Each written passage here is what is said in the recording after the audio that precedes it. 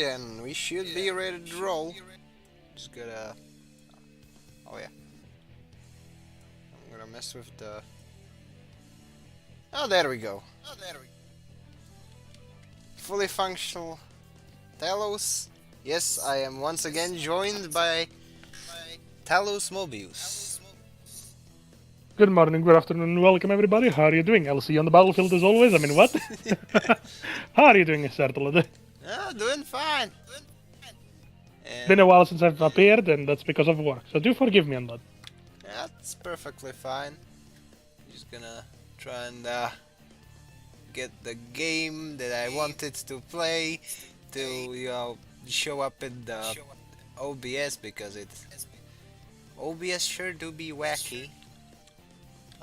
Technical difficulties are always technical difficulties. I can't English today. I had a long recording session with the one and only Alter, so we had a lot of I'd say a lot of interesting conversations because of what's coming to GBO 2. Obviously, you'll find out when those videos are up. Yep. Now, I don't know what is. Okay. Let's see. I'm gonna try and walk around this little game. Okay, is it visible on screen? Oh, okay. It is. Look There at we that. go. So yeah, this is a game that we shall play. It is called Running with Rifles, and it's I basically. mean, you are running with a rifle. Yeah, and it's basically a dollar store foxhole, I guess. Like it's slightly lesser in scale. Also, can you turn down my volume in Discord? I'm getting a You can. plenty bit of reverb. Yeah, sorry. That's it. Let me find the audio volume. Yeah, I usually have you higher because usually we have a lot of people in the Gundam Explain server where they are all loud. Yes. Can you hear the reverb at all anymore? Nuh-uh. Not at all. Alright.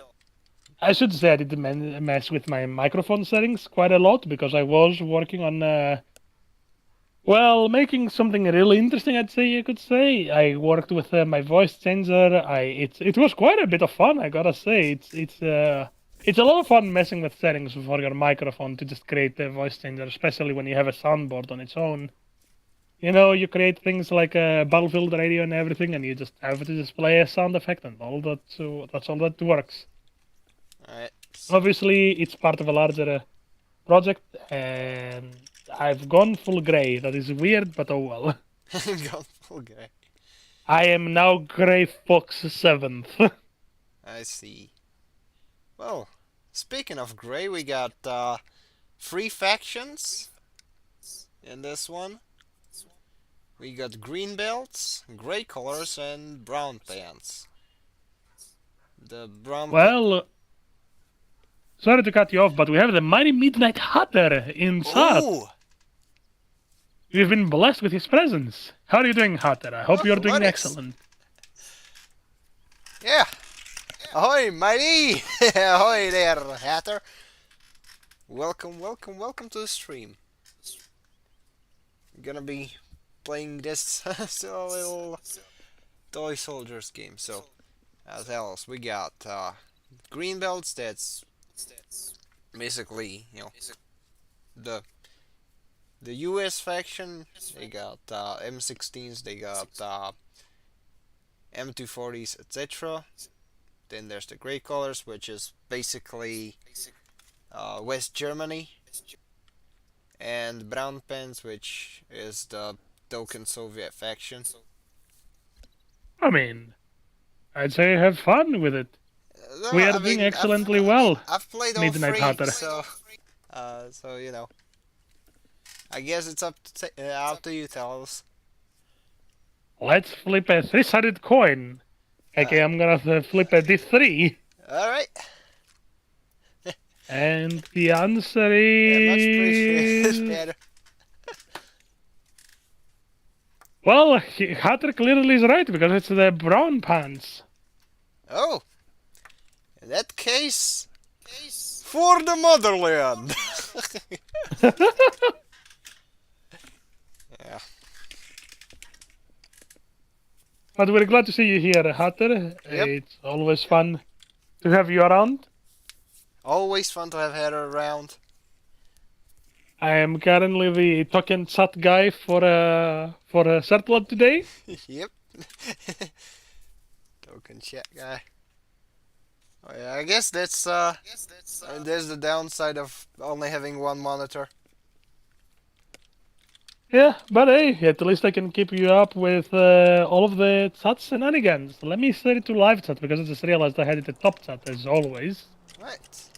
So, right now, despite being a Soviet troop, we have a Chinese shotgun. Sounds about right. I mean, they're the Chinese, they just sell to everyone. Yes. Oh, I accidentally tapped the chat button. It's right next to the reload button, and oh crap, I have no grenades, and I'm about to get flanked. Unless, oh, yeah, the time to kill in this game is really, really short. Like, you can one-shot pretty much everything, but pretty much everything can one-shot you in return. Oh, that is understandable. I love Midnight Hatter's quote, nothing says East Bloc like bootleg Chinese weapons. I mean, yeah, like the Type 56 is quite notorious for a reason. I am now tempted to just switch on the voice changer that I've been working on, but it's no fun yet because people have to wait for the surprise. And yes, it does look like a lot of fun, Hatter. I'm not even playing and I'm kinda hyped. Yeah, I mean, next time it's on sale, I might get it for you. That'd be funny, because this thing can be played in multiplayer. You just want me to just fumble and flop. No, it will be me fumbling and flopping, even with like I've Oh played. Jesus, he gets blown up. Yeah, like I've played quite a bit of it on both like a pirated version and a legit copy, which I'm currently playing. Because it is a legit fun game. You can go prone, you can do all sorts of fun stuff. And you know, Sounds like you probably will have to cover it more. Nah, I'm pretty sure there's people already covering that niche. I'll stick to my Gundam autism. Like probably I can relate to that. the only thing that I would cover in the near future outside of Gundam would be a certain Lego game, Lego Star Wars 3: The Clone Wars, to be specific. Maybe at some point. Fair enough. Because that thing. Yeah, continue. So I was gonna say, Hatter says cover-based shooting is super hard to code. Oh yeah. Especially if I think it's that's the raycast. Like you gotta work with raycasts there, right? Like I'm not. That's more of Hatter's territory. I've pretty much kind of pushed myself away from coding a long while ago, and I've focused a lot more on just the 3D models and the rigging for them more than anything. Yeah, and I'm currently like in the WPF territory. Fair enough.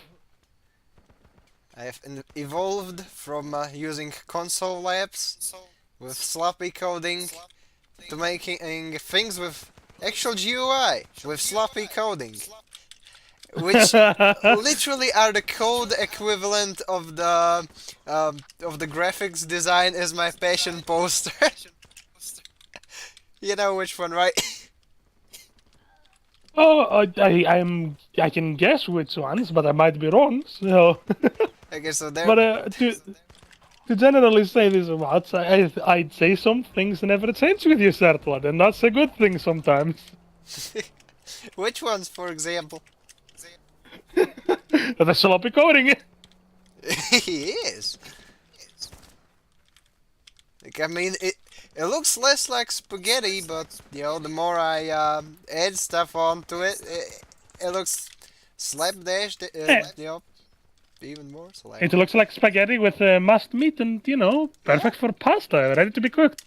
yeah. For a player to cover, that's pretty straightforward, but for an AI, you have a few methods, sampling algorithms and stuff that's midnight harder. Oh, I see. Interesting. I can imagine that being fairly complex when it comes to like bot behavior. I've from the little bit I have actually coded as far as you know making a. Oh yeah, I kicked out that I kicked that enemy driver out, but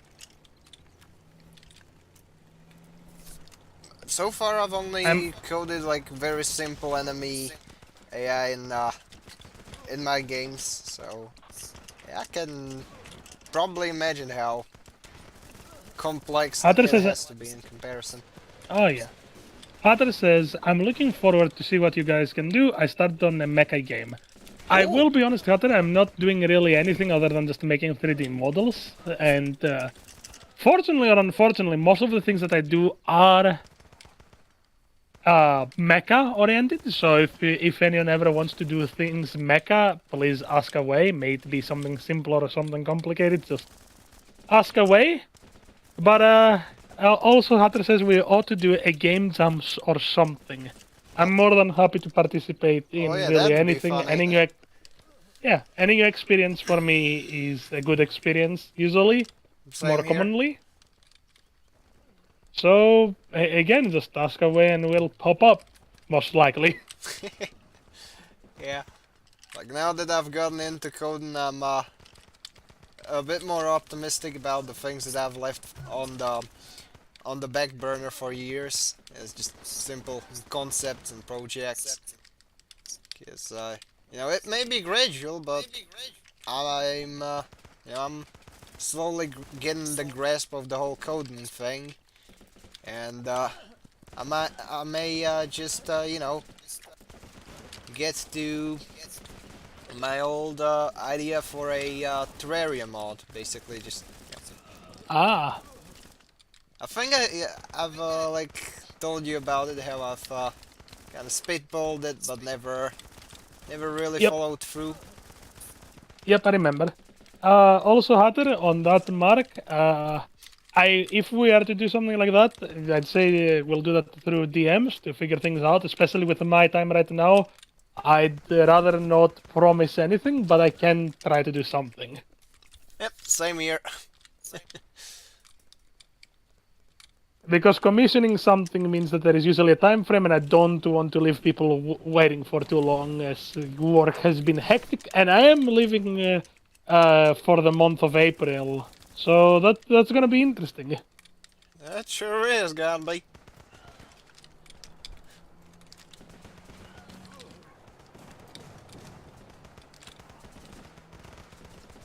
I see you're pushing successfully thus far. Yes, even though I've. Okay, there's one thing in this game where you got Hmm. these resource points, Yeah, which each weapon and grenade, etc., has a set cost to it. So I see that. so like getting these things like chewing gum or the bootleg iPod, etc., of those can give you additional resource points where when delivered to the armory. Same goes for when you complete objectives, etc. So you, you kind of have a little bit of a resource management mechanic there. That's interesting. That's almost real-time strategy, I'd say even. Not really. I mean, it kind of. You could draw a parallel between this thing and Foxhole, but obviously Or Arma. Foxhole is much more complex. I wouldn't I'd say necessarily that the way argue. that it plays is Arma 3, but top-down, like bird's eye view Arma 3. Having played Armor 3, I wouldn't necessarily say, because this is much more arcadey, I guess. Yeah. Now, Arma 3 in the aspect of that, you have the resource management, you have your people that you can usually order around. I don't know if you can order people around. Only, Ooh. only via like simple. Go there, follow me. Go there, follow me. That sort of stuff. Andrew Campbell just got camped. Yeah. Like another fun thing is that this game generates random names for I know this. yeah, and For the sometimes enemies and allies, I see. yeah, and sometimes you get like super wacky names. Johnny, Johnny. Johnny, Johnny, Johnny, Johnny.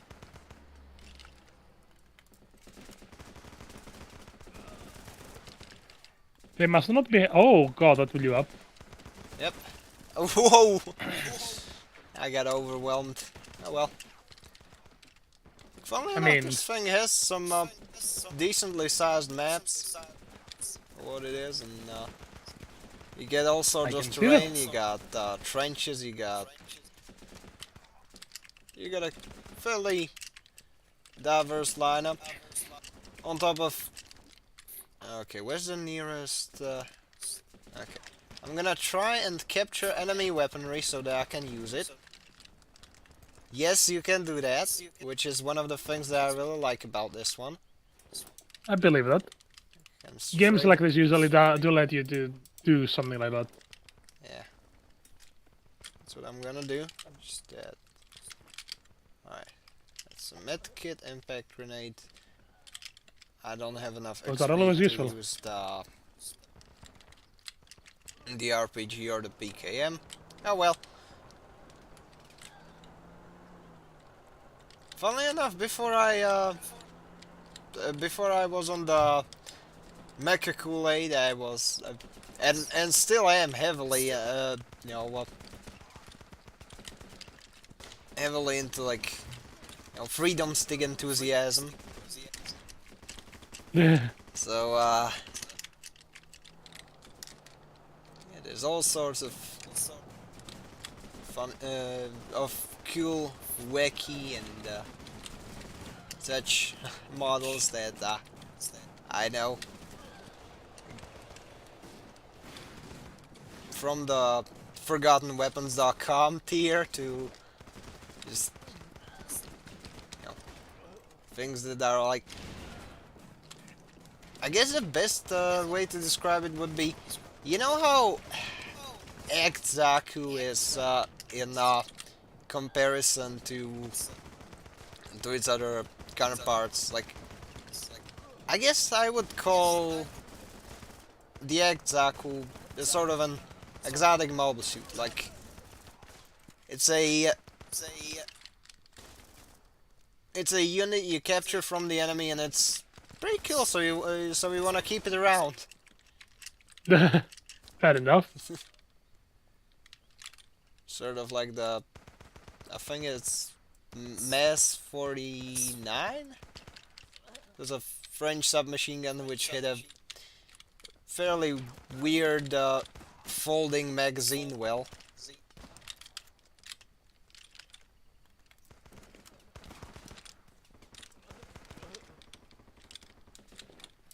I think you hit the wall partially. Yeah, the aiming is a bit on the wonky side. Also, yeah, I'm when I carry a lot of things, I get heavy and Oh Jesus! You just did a backflip. oh yeah. Yeah, I've also noticed that yeah, latency is a thing. So I mean, unfortunately, because you're streaming, I'm watching through the stream, so there's a minute delay. yep. Though real-time slapstick wouldn't be half bad. Oh yeah, real time just getting backflipped off the earth is gonna be really funny. Yeah. When I get Do a flip. do a flip. Yeah. Hopefully, when I get the chance, I might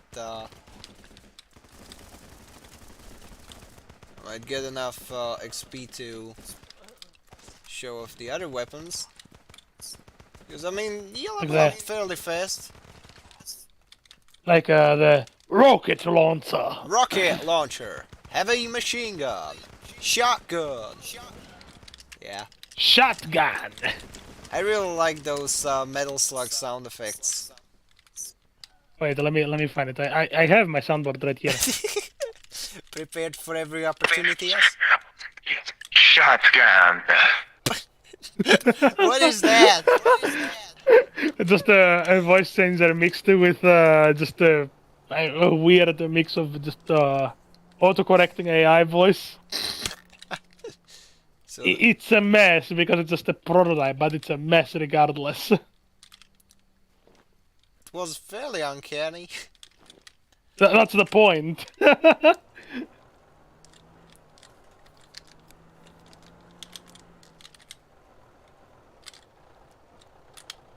Hold up. Yeah, these fences are weird because sometimes you can run them over, sometimes it's like, no, it's a wall. Yep, it's a wall right now. How do you feel? It's a wall, I told you. Yeah, but funnily enough, the same type of fence can be ran over on some maps, so you know, it's wouldn't necessarily call it consistent. Then again, it could be due to the vehicle being the way it is, so I don't know. Not only that, but it may also be just the wood it's made of. Oh, yeah. There are a lot of jokes that can be made there, by the way. The quintessential concrete wood. I am aware.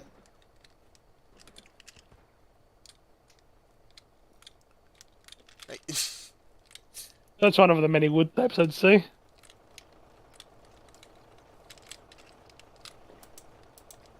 So I can finally show off a pretty cool mechanic. But I'm slow as fuck, so it'll take some time. But at the very least, I have a shield. I need a shield here.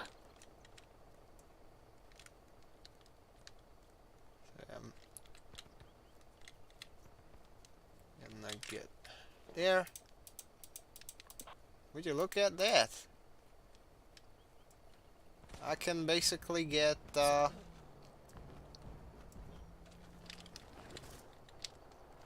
enemy weapons, and then I can bring them home, and when I get 5 of them, I can just get them from the shop easily. So There's an armored patrol cruiser right there. armored personnel carrier, but still, yeah. I mean, both work technically. It depends on how you use it. Yep. At least here, that's what APC stands for. Oh! They got yeeted. Edus deletus. Oh, Jesus! This dude just did a whole flip. Oh, and another one did that just a moment ago. Why? Whatever weapon you're using is making them just do entire backflips. It's funny because I switched to something that fired the intermediate cartridges to a faster yet smaller rifle round. You know, I was running the. It's funny that the smaller rifle round. It's funny that the smaller rifle round is making them do entire flips throughout their body. Yeah. So, oh, whoa, whoa! What an ambush! Jallare. Oh, Jesus, they exploded. Is there enough fall damage, or is it just so minuscule it doesn't matter?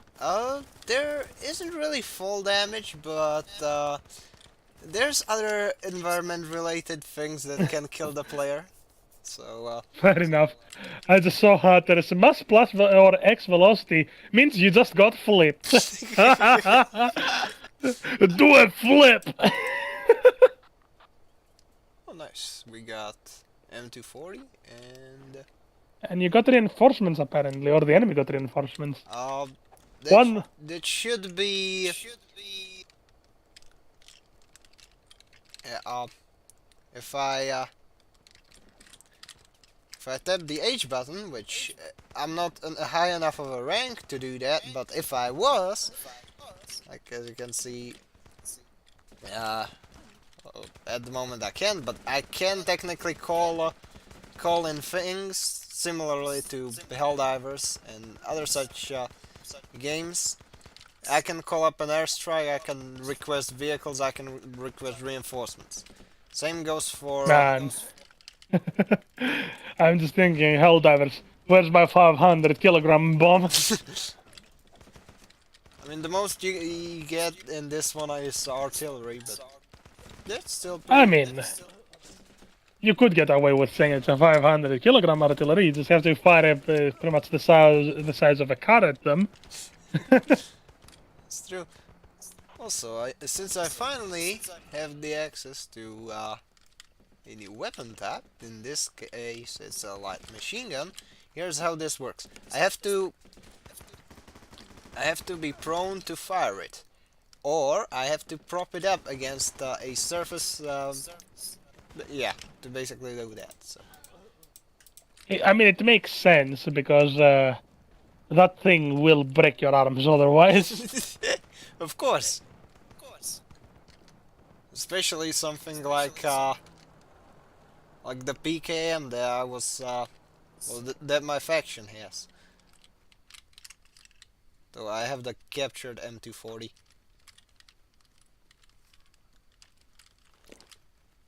You're gonna have to give me 2 minutes as I see my phone ringing and it is unfortunately from work, so I will have to mute. I will return shortly so that I may see what the work requires requires of me.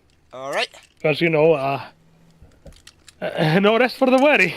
Be right back in a way. Ain't no race for the wicked. Yep. Be seeing ya. All right, shit. It appears that we are down a man, but he shall resurface. So let's just charge in a foolhardy attempt to take the next waypoint. The moment I get enough XP, I can technically just flying things, or I can sabotage enemy logistics, which yeah, you can do that in there. This is a very fun game. You got a lot of things that you can do to kind of help the war effort on a map, which makes things like, well, it definitely makes the multiplayer side of things that much more fun. Right now I'm playing a single player camp. Whoa, okay. That's what like a cover does to oneself. But yeah, I shall periodically check on chat. I shall not neglect you. And on top of that, another thing that I should let you know about is that I've been working hard on a couple videos. One of which being a video on the Gapland. That's right. The green boy is getting some love. I've got the first half of it done. All I need to do is to just get the rest of the combo key bindings overlay and then some. But other than that, yeah, I should have that done by Thursday morning at the latest. And of course, there's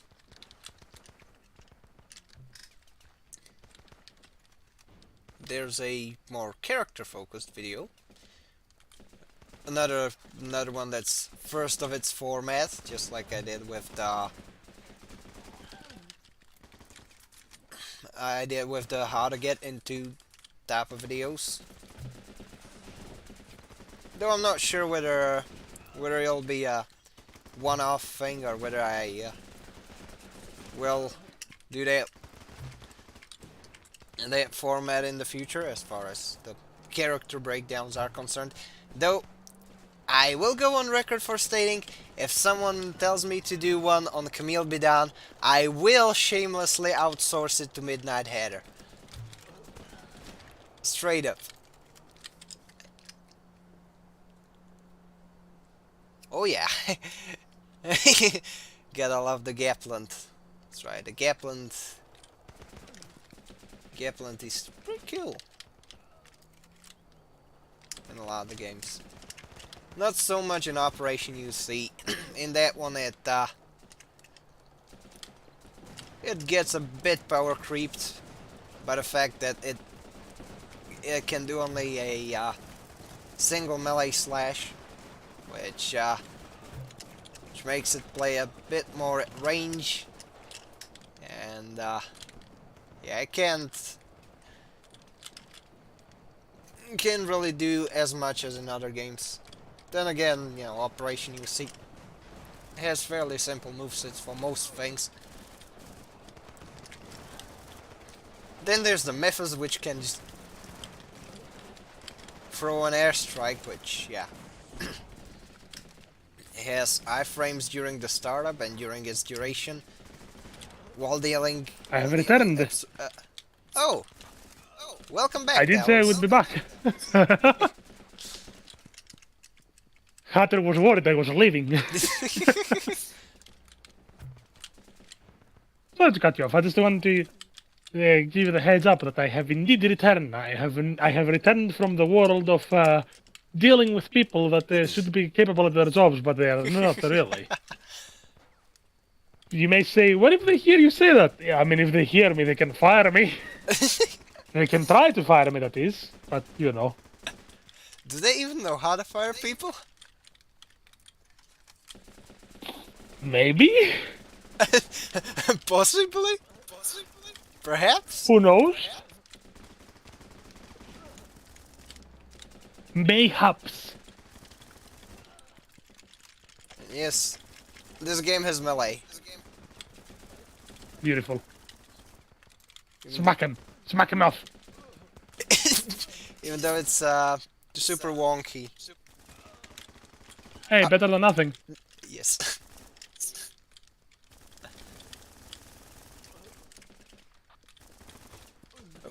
Oh, Jesus. Yeah, I got spawn killed. Like I didn't even hit the ground. Damn. Oh, I literally forgot entirely that one of my cats is inside my room. Oh. Okay. She is a very pregnant kitty. Well, say hello to the cat for me, then. I will, once he stops ignoring me.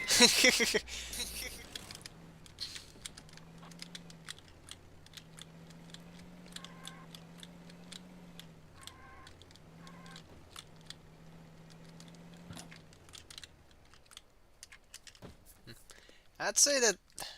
Like, I'm not sure if that weapon is in the game, but I hope there's that they added the G11 at some point, because it's the wonkiest fucking sci-fi looking model that crowd engineering had ever produced. Hey, if you hope, that means it may happen. Whoa, I got meleeed in midair while dismounting from the jeep. Whoa. What was that? One would say pain and suffering. One would be entirely correct. Meanwhile, if you notice one of your NPCs who's going up and down the ladder stuck constantly. Yep. Alright, let's see.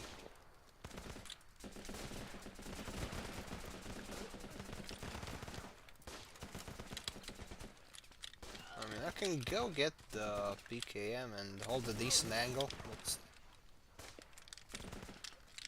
Nice combo. Yeah, only for me to get one shot from nowhere. You got RKO'd out of nowhere, you mean? Yeah.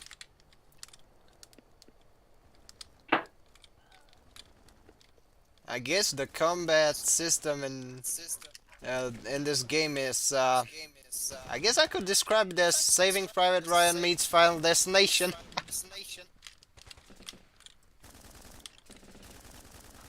One could say it's all about the CBT, I mean the closed beta testing. Close beta. Oh yeah, you know when G Generation Eternal has had its second Yep. closed beta, and I sent the screenshot of it to one of my buddies, like without any context, like the second CBT is coming. Oh yeah, don't worry. That's a thing that I've been talking with a few people. Well, companies really need to stop saying CBT. To the internet doesn't mean closed beta testing. Whoever knows knows. OMG grenade gets blown up by 2 grenades. Sorry, I am pretty much watching the stream and one of the NPCs of the enemy team just got grenaded twice. Once from a grenade launcher from the look of it and another from an actual nade. Yep.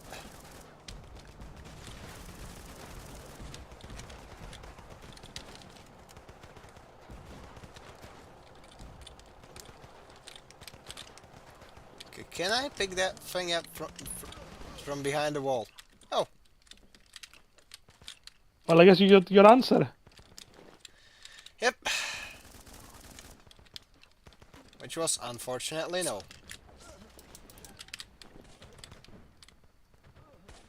Not that it would stop me from trying though. It looked like you just clipped his legs in half, I will be honest. A true GBO2 player. What did he think was gonna happen? What were they thinking?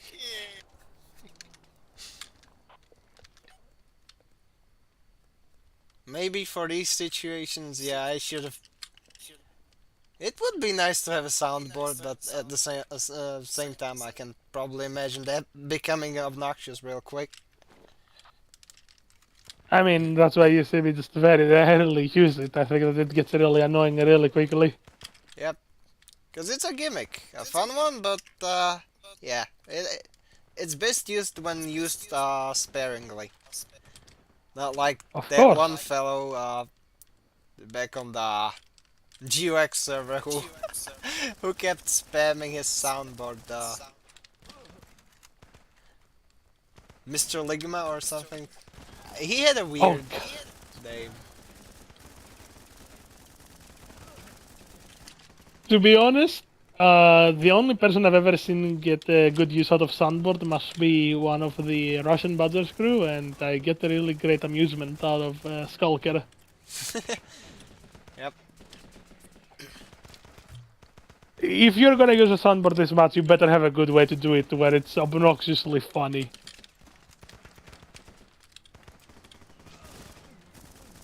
Yep. Sometimes the Twitch sound redeems are can do a decent job at it as well. Oh yeah. Oh, okay. That was a what is it called? A broken arrow or something like that, where the air support goes almost like right underneath the feet of the deployed force. I think so. I don't remember. Then again, the English terms always escape me because I'm mixed if I should be speaking Greek or English. Therefore, I speak Greeklis. Greeklis. It's like a weird Mediterranean version of English. Oh yeah.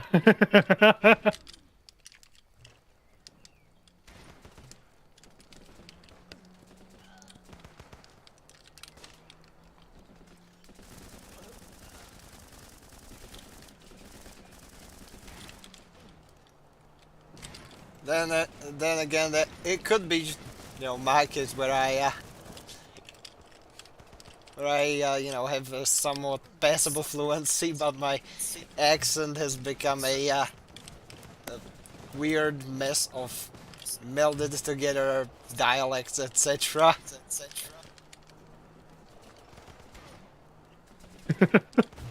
Which, I mean, it helps me make like it helps me do various impressions of accents, but I wouldn't necessarily say that I have a I guess a consistent speaking voice.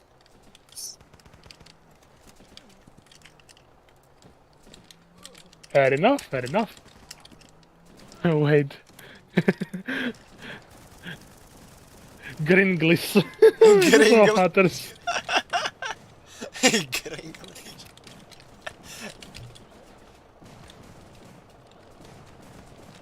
Hello, Orange. Yes, by the way, the cat's name is Orange. But I'll request. Yeah. Orange.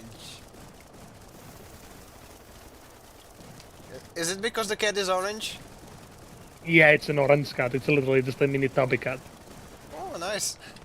It's a mini female Garfield. Does it despise Mondays? Honestly, it feels like it at times. That cat, during Mondays, is both the most playful, but also the most in your face. Cats do be like that. Cats do be like that.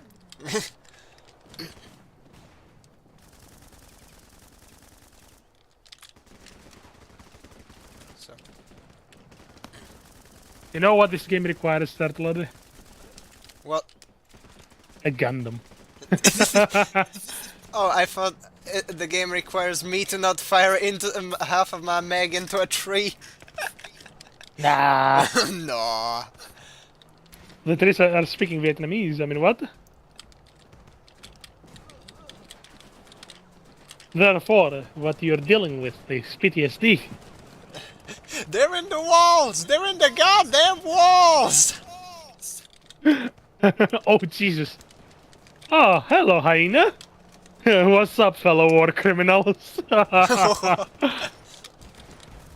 can't believe we got PJ. I mean... Yeah, I know, right? Especially not in this both time work. zone. Not in this time zone. Anyway. Not in this parallel universe. Yes, this is the Bernstein universe. The Bizarro time zone. Per Hatter's quote, it's not a war crime if you don't leave witnesses. What game is this? Where Nuke Hyena says? Running with rifles. Literally, the name is Running with Rifles. It's really funny of a name. Yep, and it's usually dirt cheap on Steam. Of course, there's also torrents to it, which are fairly easy to find and provide a decent gameplay experience. So, yeah, there's many ways to get your hands on a copy. There are many things that I would not tell you.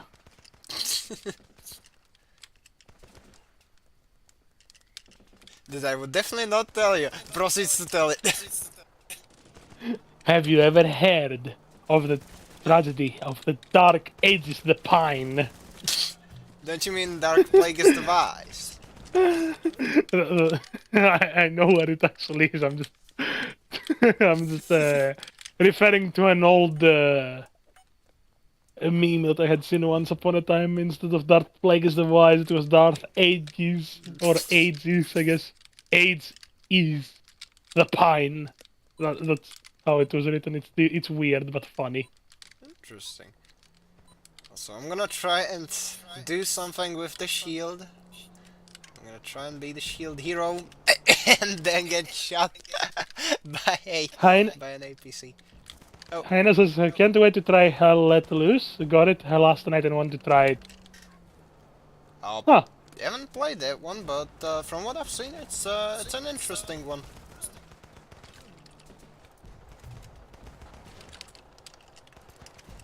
let's go and give the APC a The- full anti-armor experience. Seems it's quite liked by many people, so I gotta say that it probably works well. Who knows? We'll find out, I guess. Yep. It has a lot of DLC though, I gotta give it that much. Oh yeah, like from what I've seen on the on its Steam page, it's somewhere in the Total War Warhammer zone.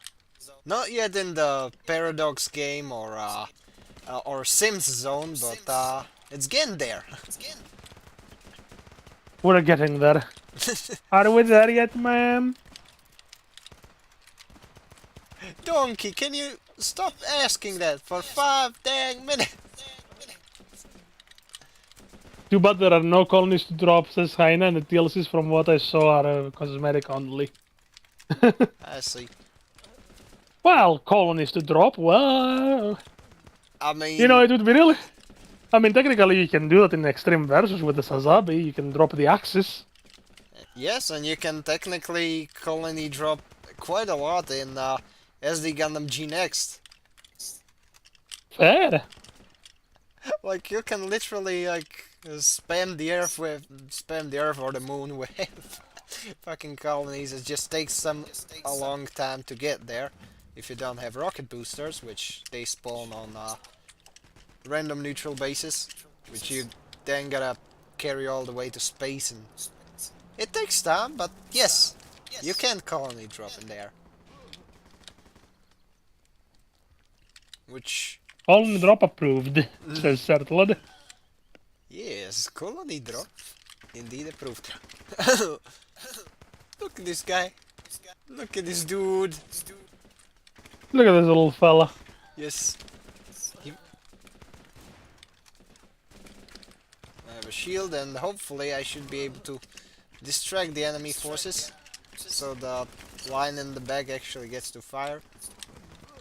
Okay, you can somehow cheese a bit of the pushes that way, but the problem is that, as stated, the time to kill is very short, so the moment you get hit by something, you're going to the forever box. That's it, you're going to the forever box. Yep. Though, well, it appears that I might dodge the hearse ride this time around. Possibly.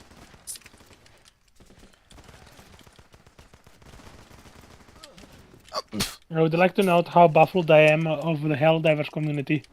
They pushed the enemy back so far, Joel had better watch his rear, cause democracy is coming. Yes, Joel, will go to the forever box. He'll wake up at 3 a.m. to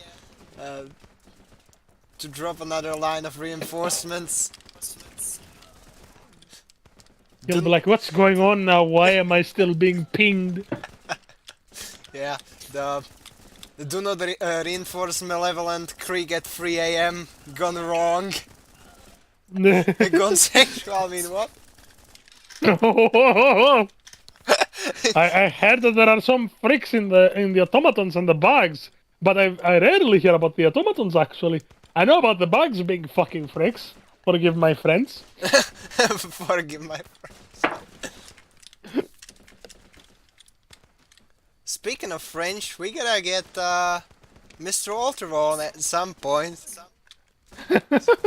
Friends. Oof. I mean Canadian, but you know, it's like half French. Semi-French. The semi-friends. We have the semi-trucks and we have the semi-friends. Yes. Let's go! I see one of the NPCs is going. And you got domed by something. Not yet. I'm You actually remember that there's a minor delay in the stream, unfortunately. Oh yeah. Right now I'm doing my best bunkerman from that Omaha Beach scene impression, but it appears that my safety in the corner may be challenged sometime soon. Also, Heine says, yes, the flare nest is a pain. Had to drop a 120mm artillery and a 500 kg to make sure it was dead. That's some rocky Well, that's not the numbers. kind of...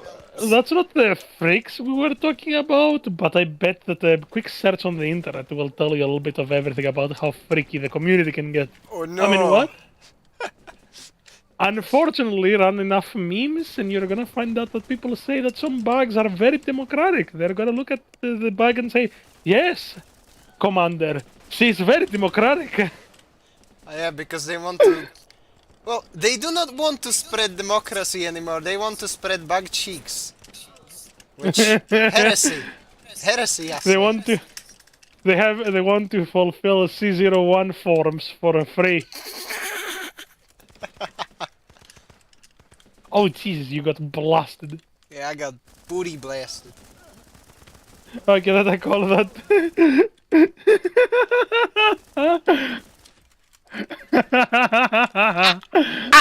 Heine calls it that those are dissident rumors and propaganda.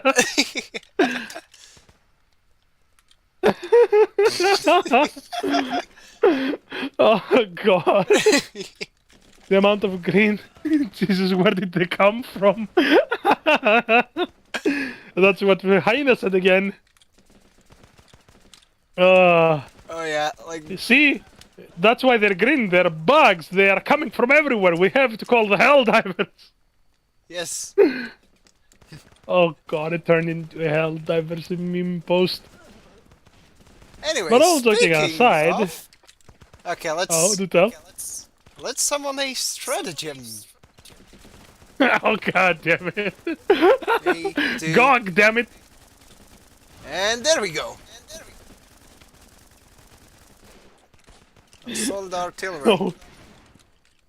Ah, the 120mm artillery. Oh, that got someone, alright. Someone got disintegrated. Yeah.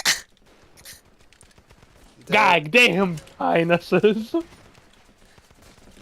Yes, god damn indeed. I should have probably turned down the difficulty on this one because it only increases the enemy like force and a couple things, you know, it is the usual slider based approach difficulty, which yeah. Hopefully it won't throw out this one for too long because I want to show off other maps. Then again I could Understandable. load one of my other saves. Which, yeah. Grenade! Grenade! Gets vaporized. Disintegrated, blasted of existence. Yes, banished Almost like from the mortal plane. It's the GOG scooping your kneecaps. That's what happens to you after your kneecaps are scooped. Yes! The spinning GOG down there prepares you God. for that. I cannot escape the GOG's grasp.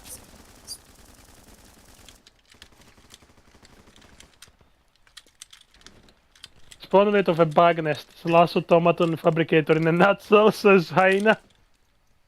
I mean, fair, they're spawning like there's nothing else. I mean, it makes sense. Your boys also spawn the same way. I mean, they have two big spots where their spawners are, so yeah. You gotta blow them up, huh? Yep. I see you're close to one of them from the look of things. Oh, I guess you can see don't know. from Oh, from the yellow, yellow squares on the map. That's basically the clusters where most of the spawn points for my guys are. why does this game feel similar to another game? Which one? I don't know. That's what Heine said.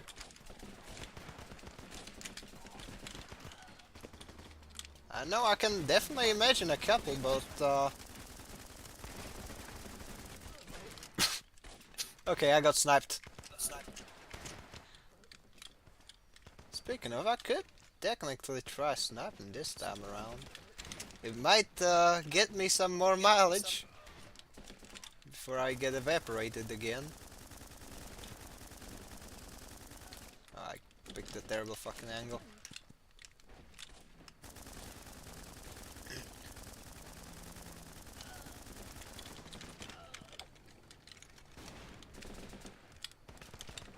This thing is a bit weirder when it comes to the shot angles. Oh! I actually landed a melee kill, nice! Heck yeah. Beat him up, beat him up. Oh, Heine ironically said foxhole. I just noticed that. Yeah, foxhole! Yeah, this is basically a dollar store foxhole. You know, you get this, you get this foxhole from Walgreens. I don't know, in Lawson or something. You and Heine should stream together some of these games eventually, I swear. He Why said, is that? clearly you have similar styles of play. That is perfectly understandable. As in getting killed en masse in a somewhat slapstick manner. I mean, I don't see a problem with that. Like, I can imagine myself doing that, but You're surrounded. when there's like, you know, more of that, then I don't know. Maybe the Buster Keaton estate will start asking for royalty checks. And I can't allow that. Fair enough. Heine does say never played it because I don't have it, but it looks fun. Yep, sure does. Same goes for Foxhole, but yeah. Oh, that grenade was an allied grenade. Yep.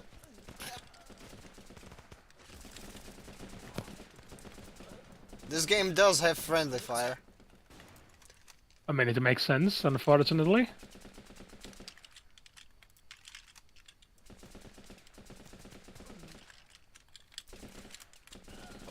Whoa! It's like, okay, I can make that. Oh, There's like, why did you think that was a good idea? I gotta ask. I don't know. The enemy AI in this one is like sometimes it's smart and sometimes it's like, nuh-uh. No. We go in special needs today. Nah, I do in the AI things. Proceeds to get. Whoa! Just happened to that dude. Oh! He just did a flip. Oh! And you did almost a whole backflip, almost.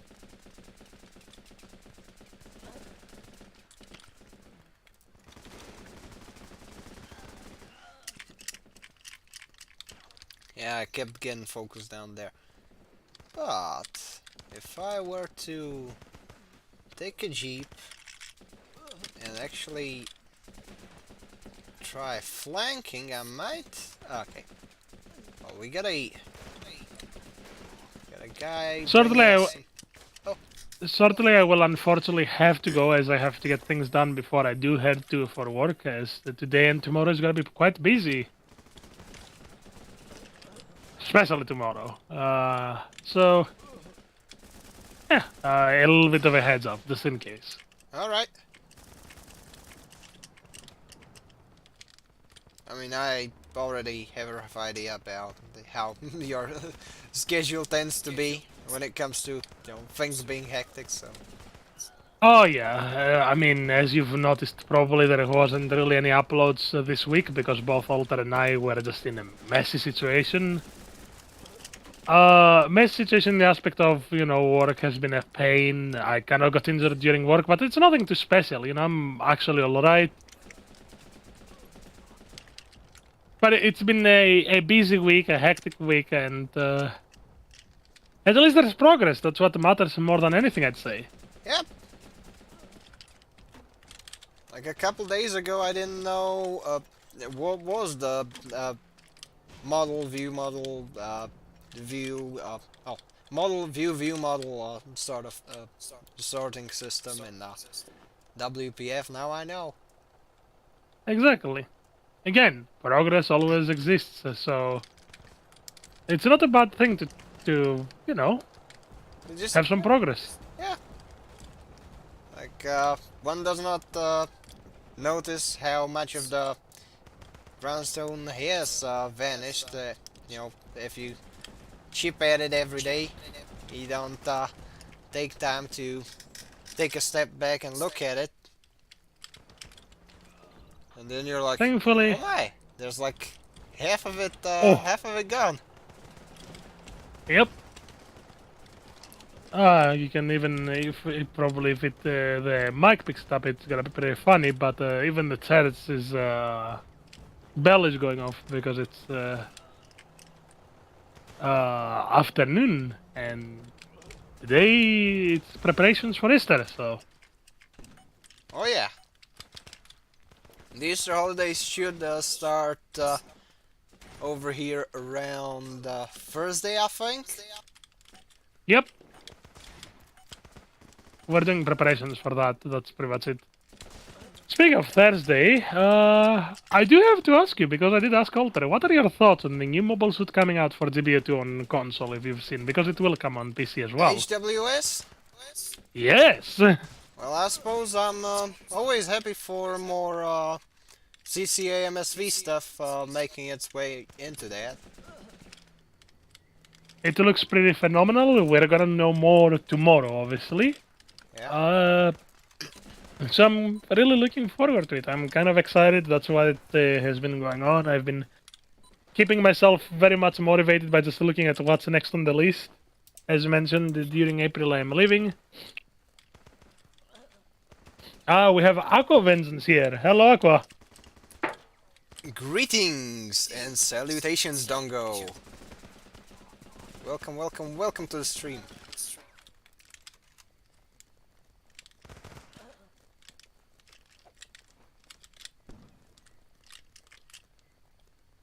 So we're back on the on the note of getting good. That's one of the things that I've kind of noticed, you know, with my drawing. Yep. Like I've been drawing for 47 days now? 48?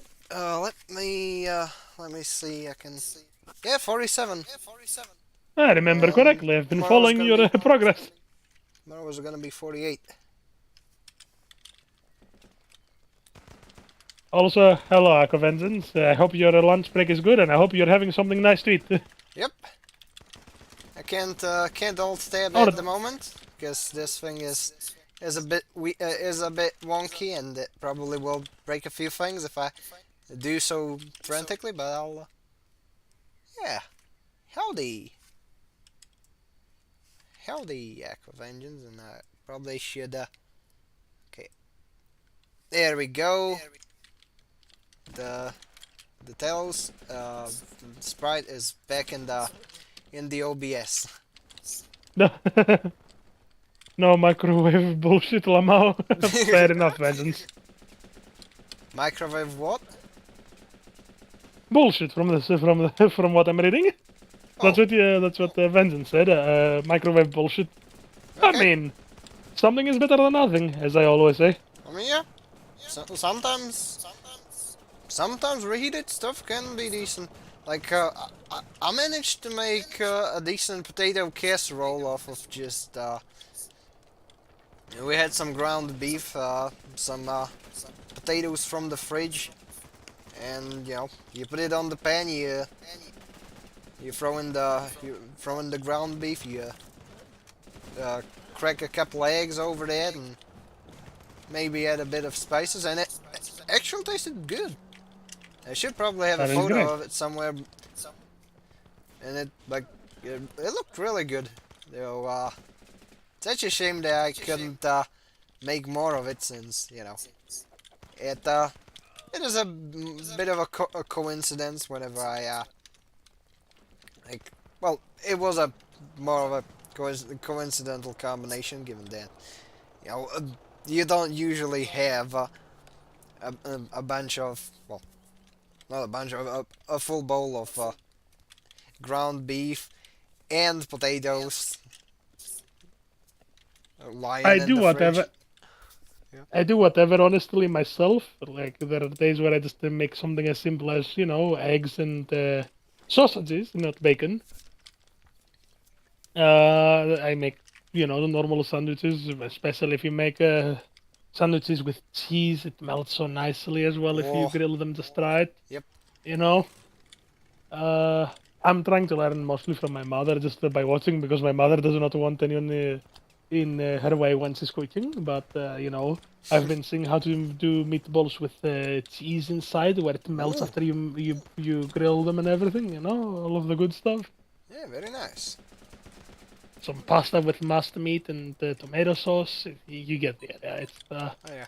a lot of tasty stuff. Correct me if I'm wrong. Did I finish off the tangent on getting good with drawing or not? Or did I We got just... sidetracked a bit. Oh yeah. My bad. So I you know, I kept at it every day, and funnily enough, when I went to draw Charasun from Double Zeta, I get For the part of me Karasuner was Gunners. yes. uh, I was like panicking about, oh shit, I'm gonna mess up the hair. Oh shit, I'm gonna mess up the hair. Oh no! And it actually came out well. Fair enough. Hunter says you boys need a crockpot, a lazy man's food cooking. Yesterday I made birria tacos. Just dumped some chilies and spices with an onion in a crockpot for 8 hours and a bunch of beef. Ooh, I nice. will be honest, the reason I don't do that is because I have a fire stove. So I just cook everything on fire. Like actual fire from, you know, on a wooden fire stove. Oh, nice. So, sorry, on a wood fire stove, not wooden. Can you imagine a wooden fire stove? Oh, God. Yeah, that'd be. But it cooks really nicely. You've never had good food if it's not on a wood fire stove. At least for me, that's what changed my entire life. Ooh, ooh, man, cook meat with fire. Yes, yes. There is nothing better. Natural fire with the meat. Oh, Yeah. put cheese inside that meat or on that meat, and Oh. it melts the best. Nice. I eat well. I am very well known to eat well. I have a little bit of a belly, you know.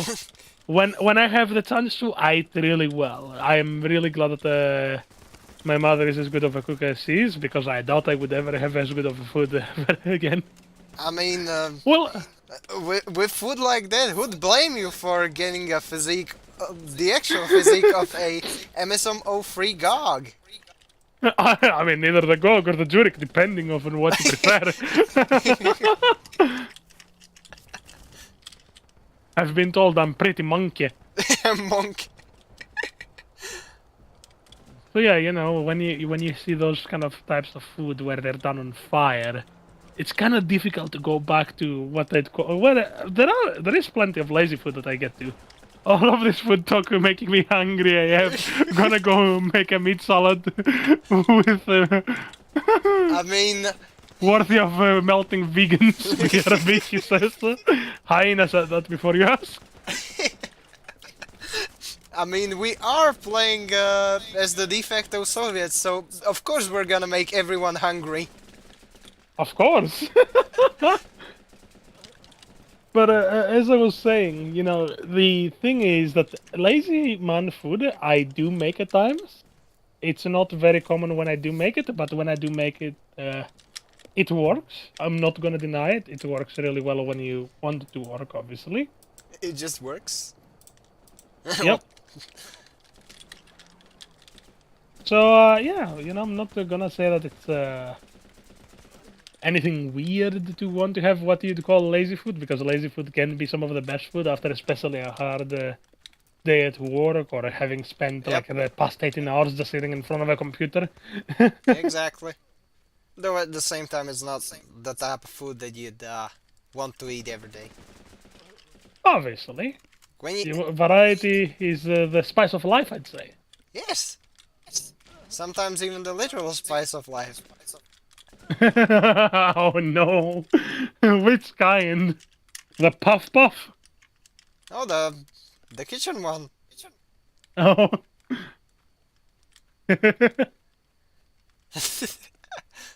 Like, I know that I am known to make multiple innuendos and dirty jokes, etc. But nah, Not this time around, he says. in Next time, on the next joke.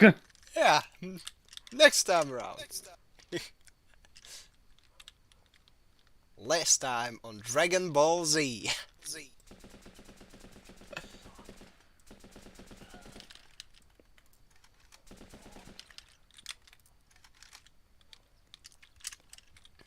Okay, let's see how much mileage can I get off of just flanking. And I do have one grenade. Let's try and drop it. Ooh, very nice. Now I have no grenades, and I am getting into a situation where I could use a couple. I I have mean, outplayed myself. I was gonna say, if you give them some beans, you're gonna have some explosions, alright? Yep, I mean,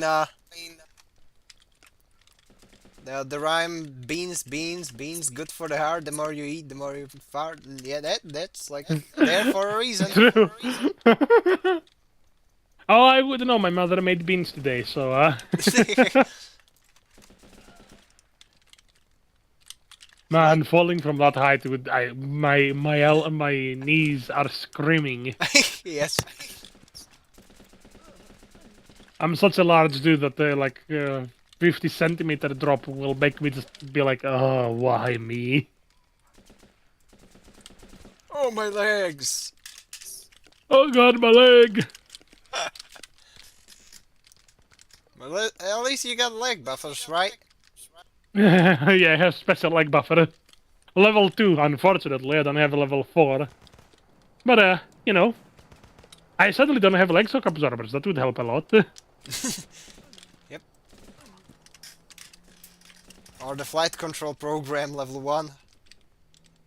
Man, flight control program level 3 for crying out loud. Oh, that'd be nice.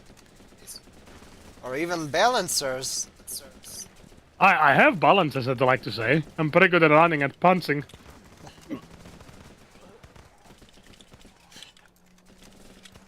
But most I'm pretty good important at stopping it. probably, of course, the fall prevention system. Oh god. I'm so unbalanced when I'm jumping, I'm scared I'm gonna fall up over. Oh no.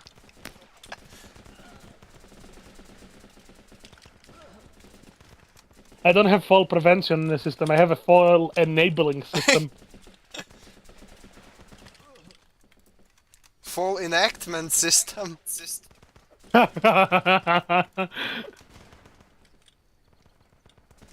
If people ask if I have glide structure, I will say no, I have a lead structure. Of course. Which is really funny because I actually float pretty well. I have aquatic bubble shooting.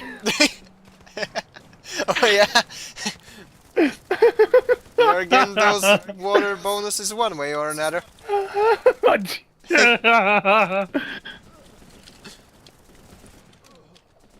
Oh boy.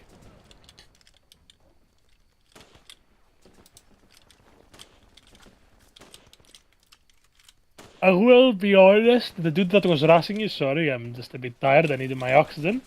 The dude that was rushing you, the way that I saw him, I thought that he was like a frog. Frog. He was about to crazy frog all over you. Bing bing bing do ba ba ba ba. What's going on?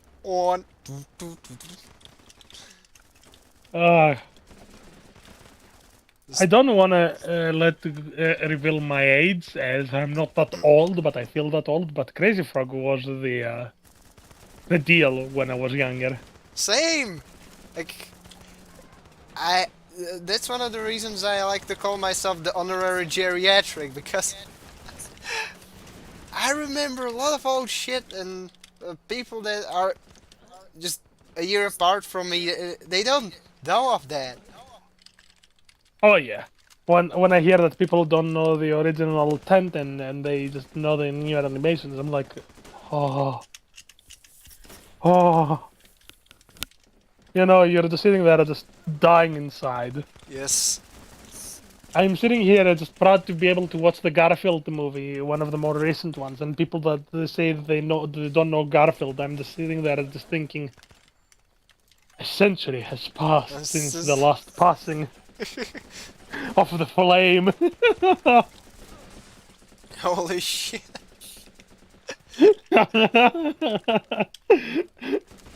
And then I thought I'm old whenever I hear somebody not remember Bionicles or something like Mesh Oh, 4077, Babylon I had the 5. PS2 game for Bionicles. Oh, nice. Babylon 5, I have a few of the CDs. Oh, nice. It wasn't even Blu-rays, they were the CDs. Oh, yeah. Or DVDs, whichever you prefer, I guess. Both are the same here, technically, although I know the difference. But yeah, they were a DVD. If that tells you anything, I have tapes of Transformers Beast Wars. I grew up with tapes. Tapes and, Same. old VHS players. Oh yeah. Sorry, I said tapes. VHS, I'm tired, don't mind me. Yeah, yeah. Like tech-wise, my neck of the woods was fairly... like we had things that would have been called fucking ancient if it popped up during like in the late 80s we had things that would have been called old in the 70s in the US, at least as far as like tech goes, as in computers and such. Oh yeah. Then there was a push to slightly import things. That's where at least like a few places in my country got like fucking Soviet bootlegs of Nintendo Game and Watch. And I think a couple households over here actually even got like Chinese reproduction of the Super Famicom. Then there was nothing like in the early 90s. Like there was like when the big okay, it would be a bit of a stretch to say nothing happened, but my my region kind of tries to catch up with the rest of the world the moment the Iron Curtain fell, and Yep. and by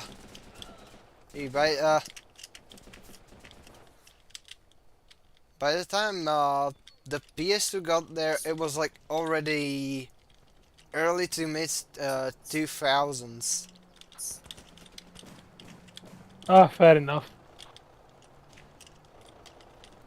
I got really lucky and I got to play a lot of console games really early on. I got the Atari as my first console ever, which is really funny because I got to play afterwards the GameCube and everything of the sorts, which is really funny if you think about it. I went from Atari and then I went back to GameCube and then I went to the PS2 and then I got the PS1 as well from a cousin of mine and then I went to the PS3, Wii, PS3.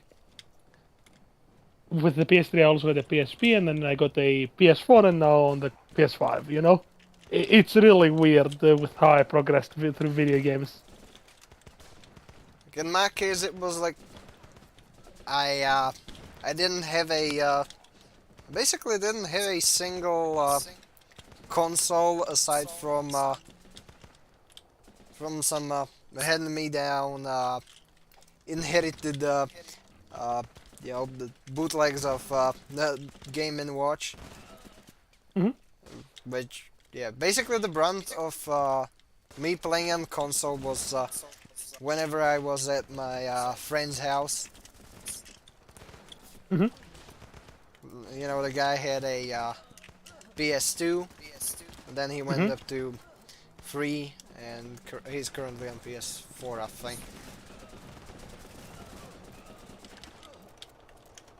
Like one of the first console games I've played was Crash Bandicoot, the Wrath of Cortex. I guess we don't count the bootleg Game and Watch. But like, yeah, you know, that's some like super obscure shit. Yeah, things where I'm not sure if it was if there was a game it it was a ripoff of, but I had one where you basically play this cartoon wolf with holding a bucket, and he was trying to catch falling eggs from a chicken coop. That is quite entertaining, not gonna lie.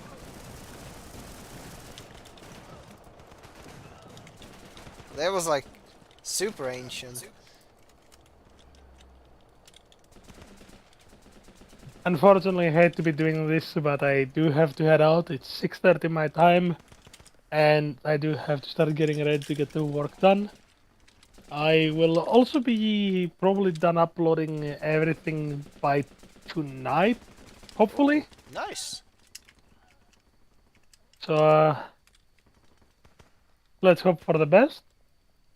Yep. Sartlad, thank you for having me on board. Unfortunately, I have to jump on early. That's Sorry, alright. jump off early. I can't English, don't mind me. English? What's that? I speak Greeklish. Greeklish. I will see you all, as I always say, on the battlefield on my end. Of course. And have an excellent day. Oh yeah. See you around. Oh, now I'm gonna that window closed. I'm also gonna close the GOG, and yeah, gonna switch on over to a somewhat progressed save. Okay. I guess I could, yeah. I'm gonna run the gray faction, and we shall. Yeah, the show must go on. We shall roll. Many thanks to Talos for tagging along. And yeah.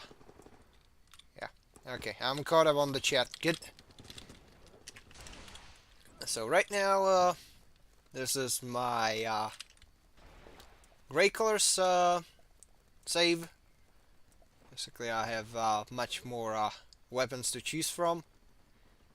As you can see, the main rifles of each faction. We got AK-47, the G36, and the M16A4. And there's like the dedicated the machine gun, the Negev, the PKM, the M240. Of course, the shotguns as well. It's QBS-09, Space-12, and Mossberg 500. Sniper rifle wise, yeah, I've gotten those as well. Same goes for silenced weapons. Hold up.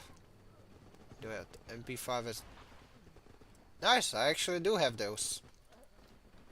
So yeah, right now we're gonna be going a bit off of the front lines because I'm gonna show off a feature that I really like. Hopefully I'm not gonna fumble during that, but there's a cool thing you can do.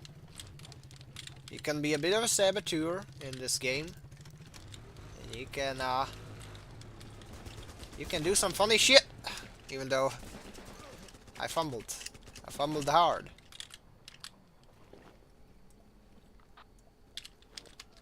I'm just gonna go grab my items. I'm gonna cruise to the top of the map, and from there it's gonna be smooth sailing. The silenced weapons in this game do work a bit weird. Yeah, The way they work it there, it's fucking weird. Also, before I forget, there should be, yeah, the next video is gonna be on the Gapland in Gundam vs. Zeta Gundam, and you can expect it on, whatchamacallit, yeah, like, at the latest it's gonna be tomorrow. And speaking of tomorrow, you know, since, it will be Thursday, I'll be on, Adam's, Gundam Explained Thursday show. So yeah, if you wanna catch me geeking out about something, I guess that's your best bet aside from this stream.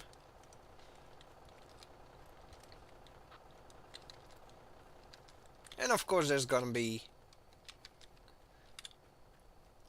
some cool stuff next week, since I've got another video in the works as well. So yeah, suffice to say, there's a lot to look forward to. Now let's play a bit sneaky.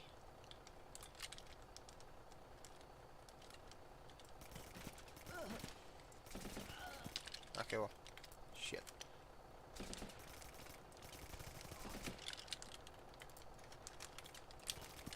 Okay, let's see. Fuel tanks.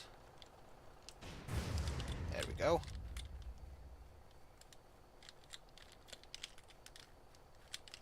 And now, yeah, now I can sabotage various things in this one, which, I mean, they will come in handy. As you can see, there's the... I'm gonna get a C4. And right now I'm gonna dance do some shenanigans. And every few deaths in this game, I'm gonna try and keep on top of the chat as best as I can. Though I am more than aware of the fact that it might not be ideal, you say the least. Okay, where's the... Okay, how do I activate it?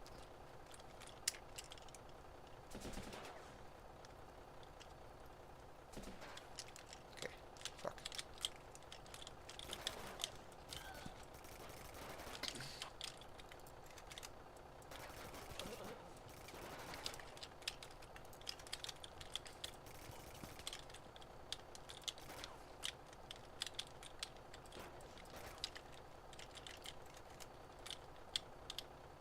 Ah, fuck it.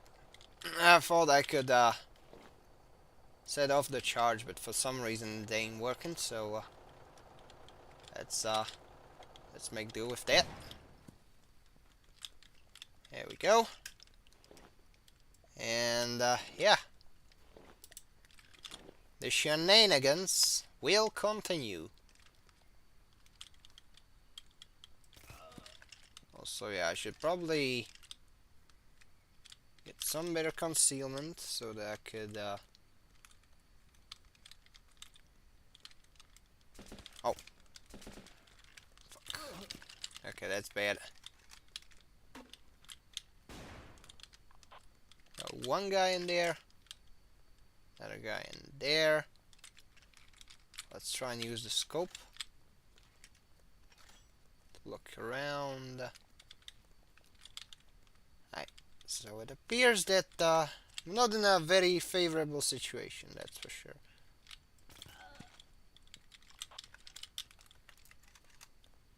So let's try and sneak through the back. There we go. It appears that we've spotted another piece of enemy infrastructure. Which, yeah. Gonna be putting their taxpayers on suicide watch, that's for sure. Outstanding. There we go. It's a decent combo. Where's the big tower? 'Cause they should have a fairly sizable one, because it keeps jamming my signals, as you can see from the indicator. So it should be somewhere over here, right in the front. Also, been considering, making another rant video. Though,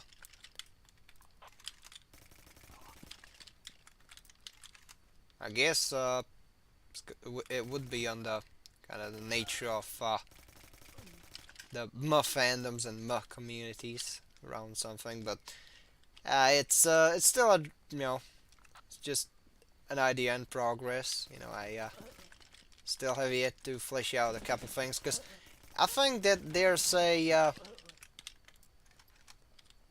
I think that I could technically make a solid argument in favor of like the two big differing paradigms around gatekeeping, where people overuse it so much, no one knows what it means anymore. So I'd argue that there are some actual things that one can point to to carry a point across, like, yeah, this thing is that way and this thing is that way. This is gatekeeping and this is not. So, I personally don't think that that quote-unquote gatekeeping is even the right word for it anymore. Partially due to how solid it became, and partially due to the fact that it's I guess I'd say it would be difficult to put it into words, because one side wants to be all bad faith about the term for their very own goals, and the other side ain't doing much of a service to themselves with how they try to articulate what it is, resorting to Sephiroth speeches, etc. So, yeah, I guess that's the way to put it. Because, I mean,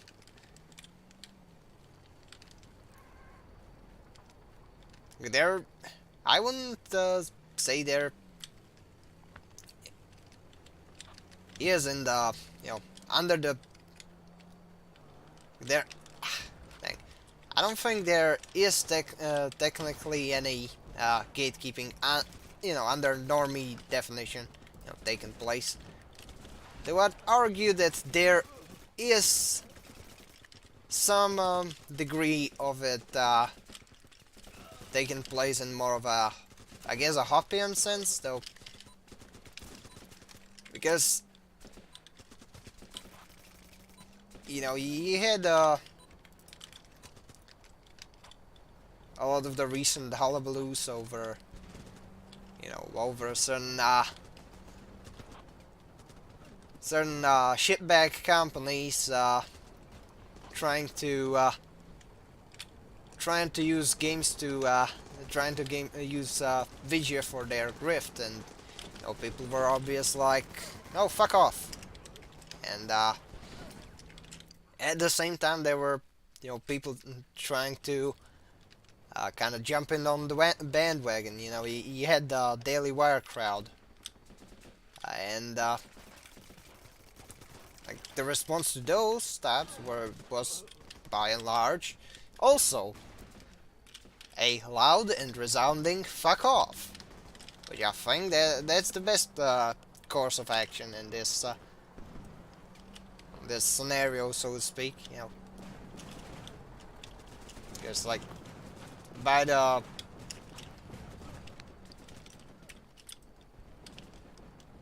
a definition, they got gate kept, both of them. Both types of insufferable twats.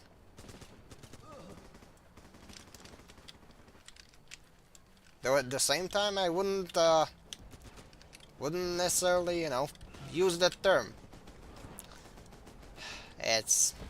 You see, this is kind of one of the problems with the modern discourse around basically anything, you know.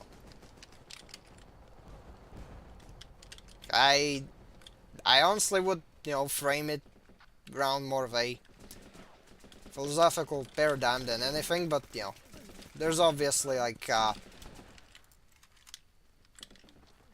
a bit of a kind of retarded partisan element, kind of shitting up any sense of nuance around the topic.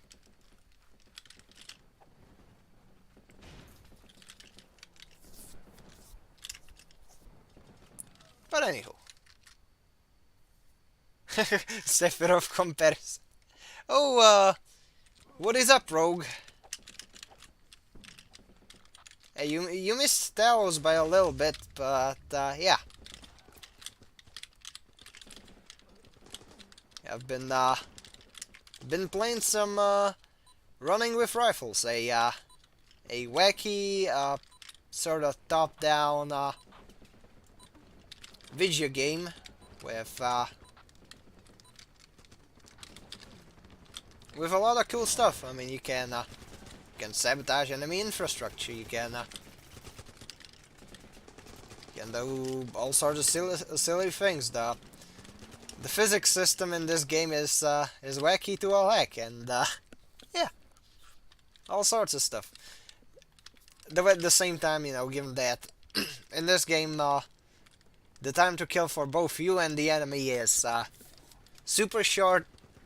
There's obviously some frustrations one can run into. But yeah, welcome to the stream, Rogue New Tap. Well, I cannot alt-tab as frequently with this one as I usually do. I'm gonna try and do my best as far as keeping up with the chat is concerned. Now let's see. I'm trying to find a satellite tower so that I can kind of remove a jamming effect, so that I can actually use airdrops on the enemy. Because yes, I can do that.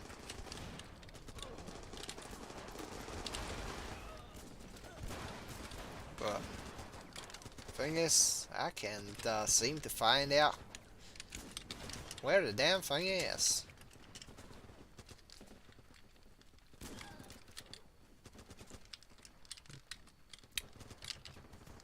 You know, speaking of terms, at the same time, you know, there's definitely been some very useful terms popping up, you know, in recent years. Like, for example, the concept of irony poisoning, because it's something that Hater covered in the last you know, Midnight Hater. He covered something along those lines in the last Wednesday show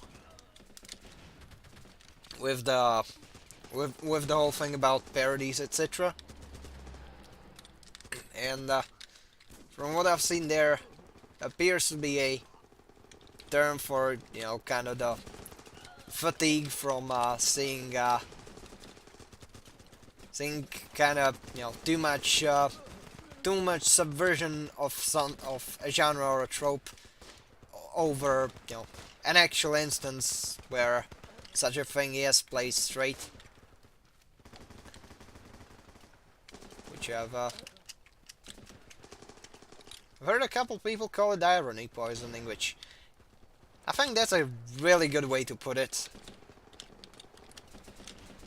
Because at the end of the day, yeah, that's what it is. It's just fatigue from seeing the same thing, you know, pretend that it's super original while being quite the contrary.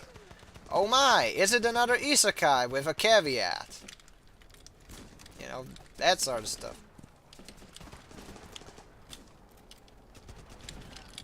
I guess that's why people really resonate with a lot of older series where things are just, you know, where things are unashamed of their, you know, pulpy nature.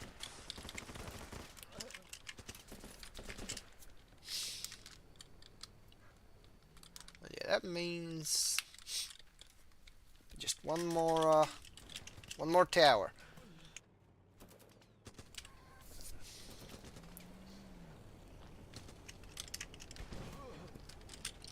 And I might as well.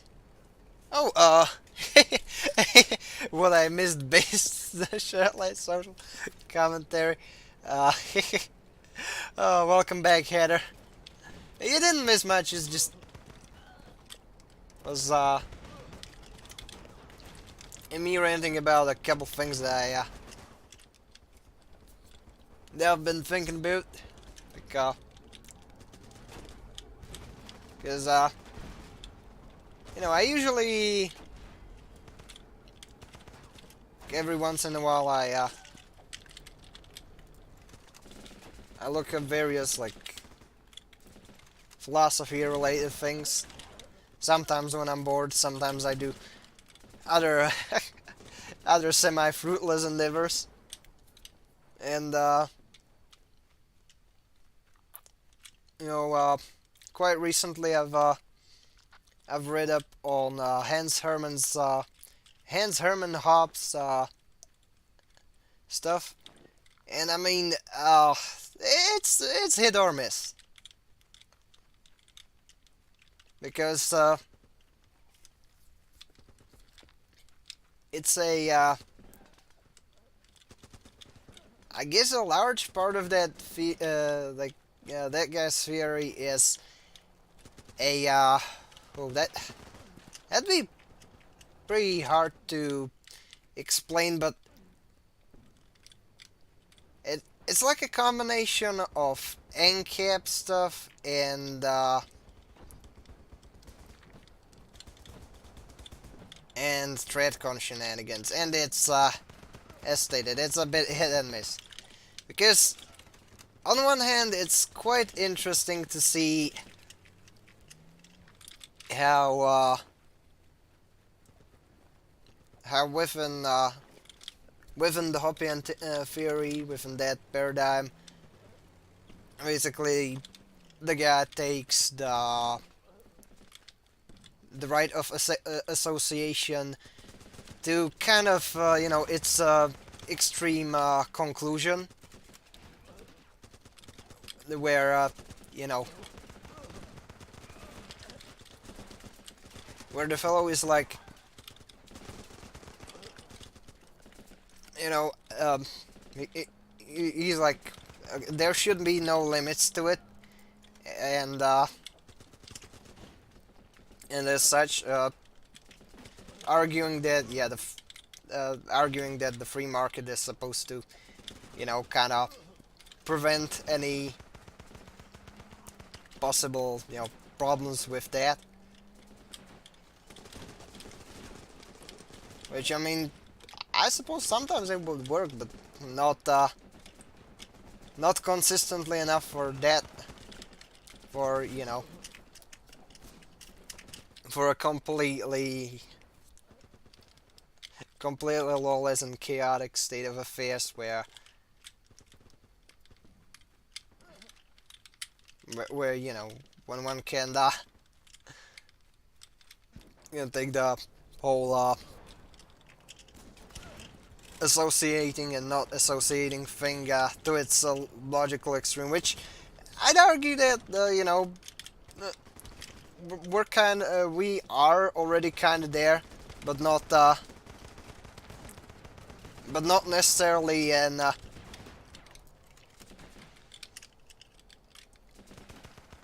within that guy's framework, because I mean, we've hit like there's been various shenanigans with the, you know, payment processors and sites where people get ousted for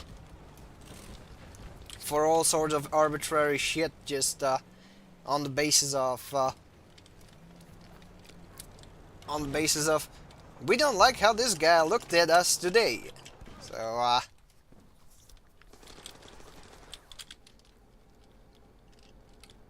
as stated, because the idea itself that one shouldn't that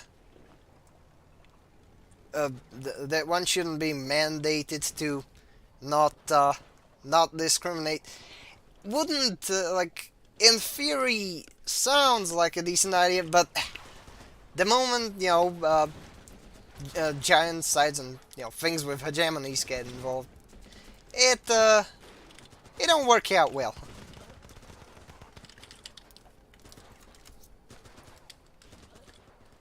Another interesting sort of things I read up on was like the guy's concept of quote-unquote physical removal, which is memes aside, is quite an interesting one, where within a lot of the NCAP adjacent bubbles, you got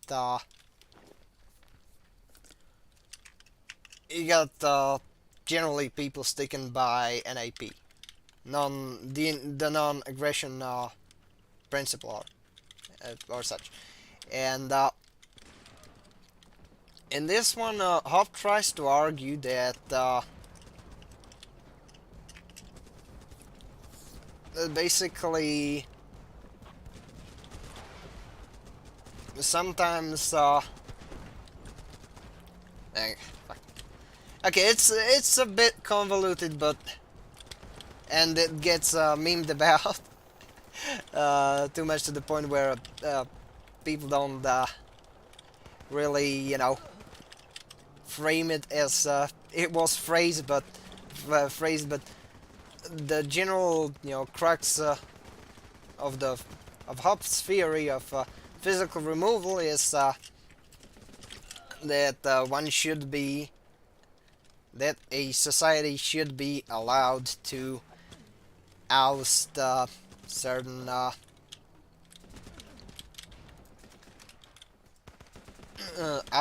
people from it based on their I guess potential to disrupt such a society. But kind of like the idealistic version of hobby gatekeeping, as a lot of pundits like to frame it. But as stated, may sound neat in concept, but it has more than enough space to turn into absolute, unadulterated, and utter shitstorm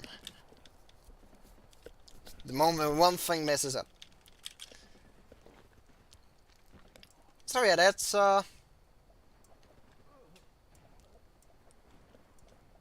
what I've been reading up on.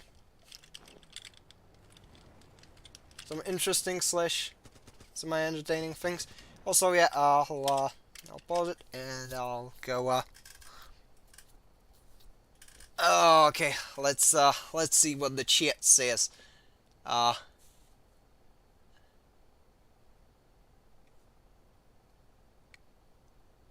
Oh yeah. Yep. So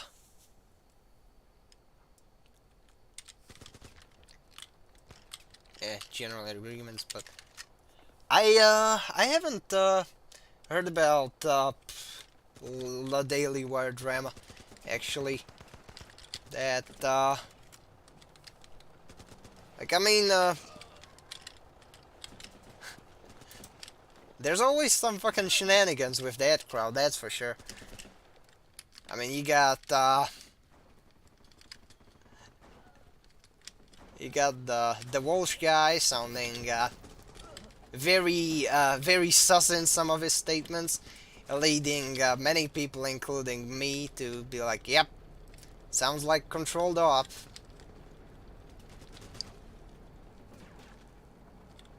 Because I mean, I don't know. I don't think that level of dumbassery is completely like natural. I mean, it would be concerning if that guy's like being perfectly honest with with being a tard on most things. But anywho, yeah, like as stated, a lot of the anarcho whatever things, yeah, they do sound neat in theory, you know, like the elevator pitch sounds cool and all, but the moment it gets into practice, that's how one gets a low trust society, heavily low trust society. Which I mean, you know, one might be like, so what? But you know, here's the thing, you know, people don't want to get. As a simple fact of the matter that people don't want to get shanked on their way to get groceries. And that's what people get in low trust societies.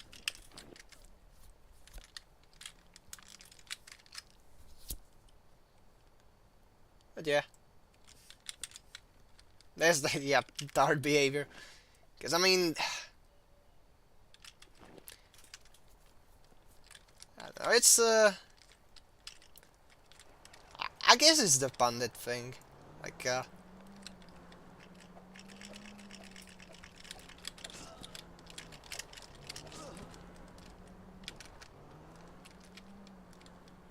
I guess, my thoughts on that bunch is that, you know, you got, like on the DW bunch, and we sometimes,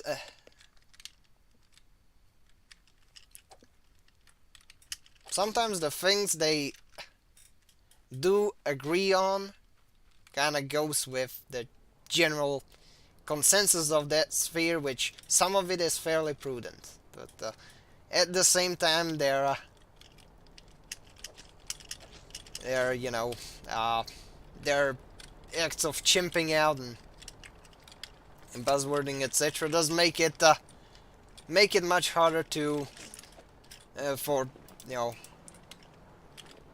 for non-terminally online people to discuss certain things without being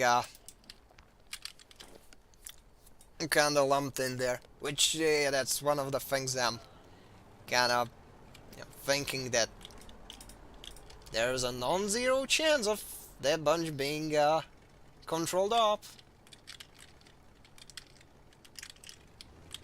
You know,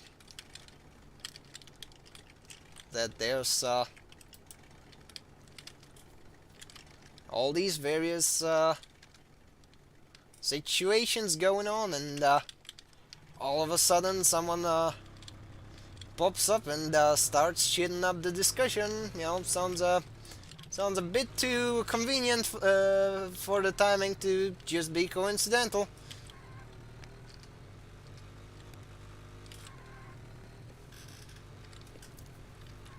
And again, what do I know?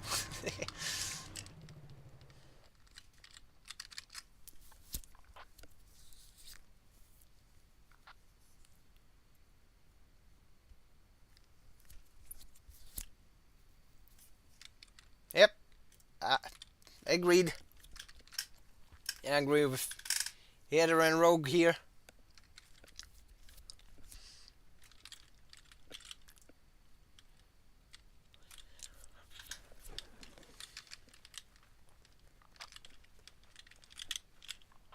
Because I mean, I personally am very much on the small government Kool-Aid. I am very much pro-gun, against you know, against the excesses of copyright and against the excesses of some other things, but at the same time I can, not be a fucking spurg about it. Like me, an actual artist, cannot sound like an insane person. But I guess that's the thing with a lot of the online personalities. Like, so you sometimes get like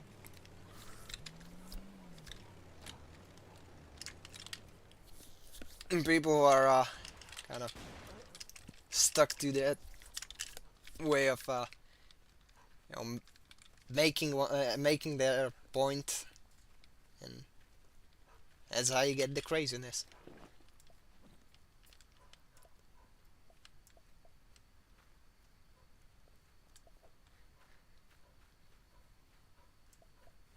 Because no, most people who don't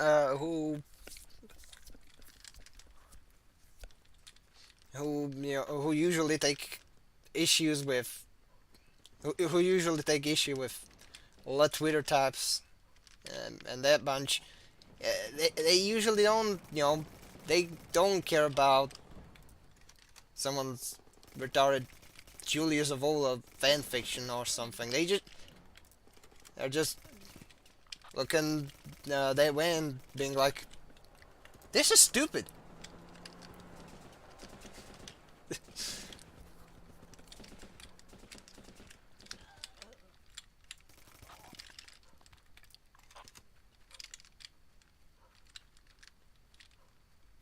And the more I hear of these people, it's it's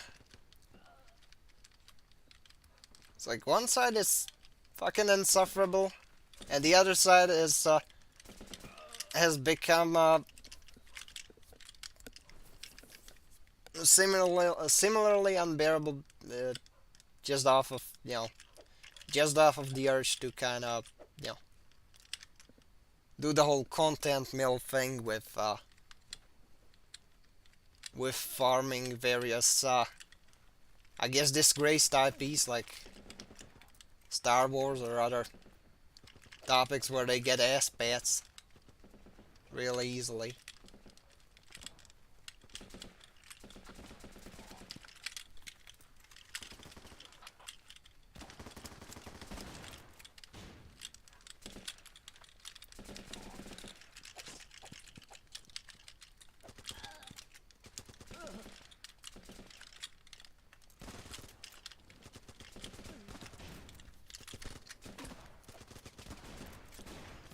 Yep. I mean, it's an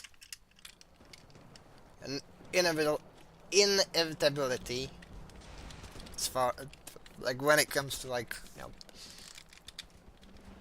basically SEO farming and the content mill stuff, we're rising, I guess that's partially a human nature thing.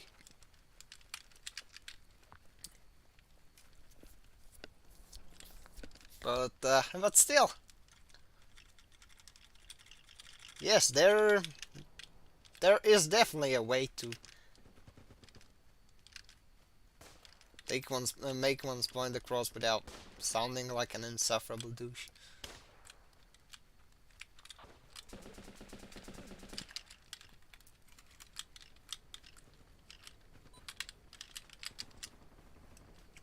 I mean, back during the Great Meme War, you had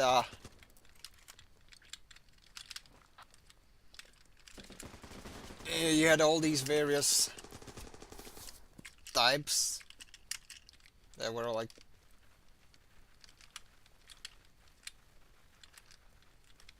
the whole shebang.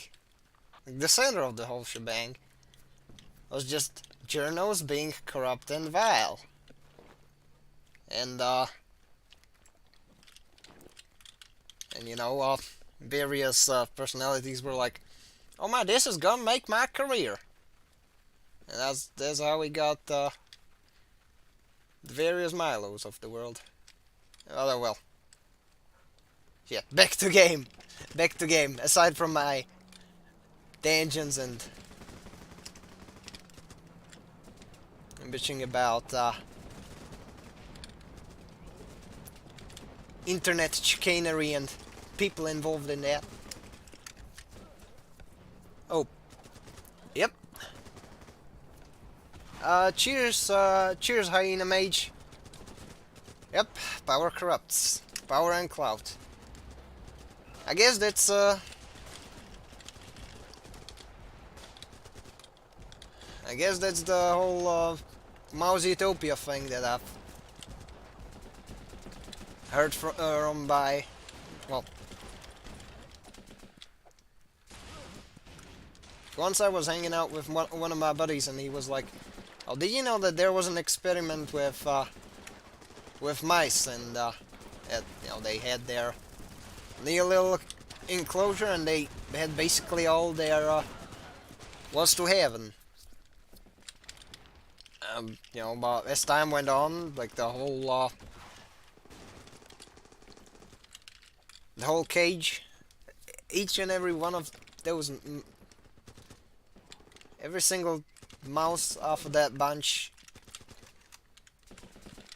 had to, like, they were resorting to more and more egregious, shenanigans, because, I mean, they had all their needs met, and now they didn't know what to do, and, the mice started doing some fucked up things.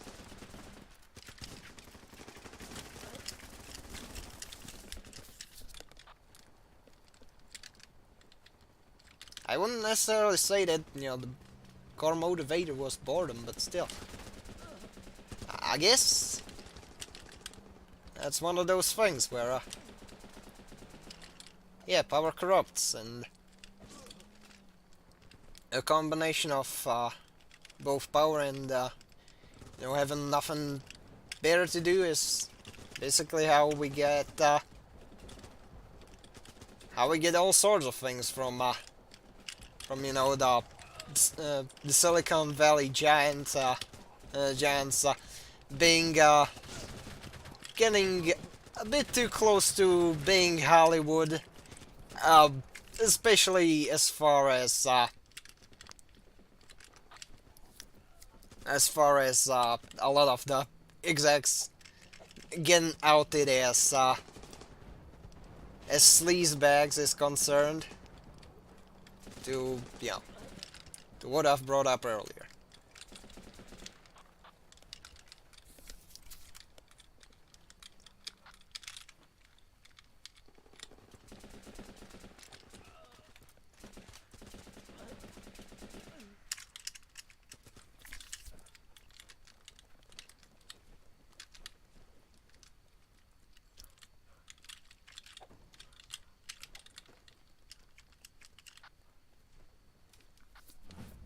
That's why I really don't want to stay complacent with basically everything I'm involved with, both like coding, both coding, drawing stuff, doing videos, etc. Not because I think that I would be tempted to become a jaded content mill or something like that, but just to have that sense of having to chase something. That's how you kill boredom. You find something to do, something constructive, something that you can some sort of an infinite game, something that would I guess hold oneself away from getting into that type of environments that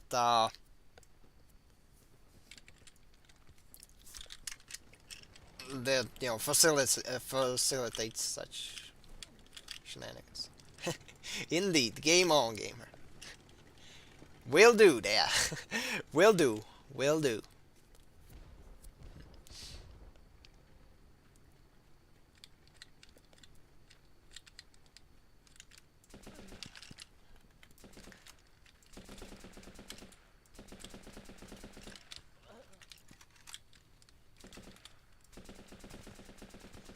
Another thing is, you know, as you may or may not know, I've made that, kind of, you know, Gundam game rant. And I've seen a couple comments going like, yeah, but there's all these flops, there's all that, shovelware, etc. But the thing is, you know, I view the way I look at, like, the general landscape of, existing media, etc.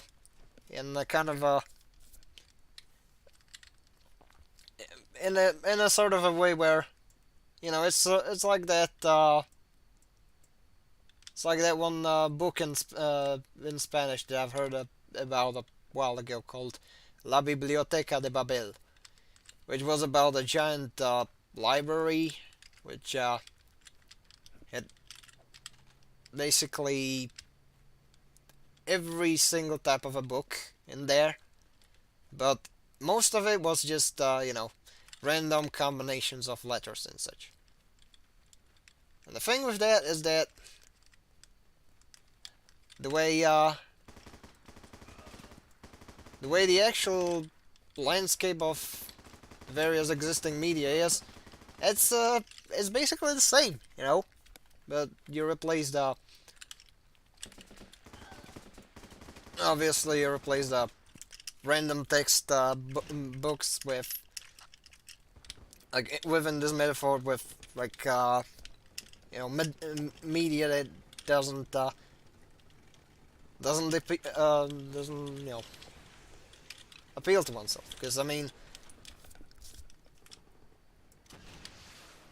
I've heard people like the Almighty Lolly say that, you know, with how much indie movies is out there, how much a lot of stuff is out there, you can literally spend multiple lifetimes watching nothing but non-Hollywood stuff. You know, it's like, in a lot of cases, people don't go outside. They don't. They don't. You know. They don't. They don't look for stuff, and they're like, yeah. All I see is things that suck. Well, no shit. Because you keep looking at the corner while missing the whole city, I guess.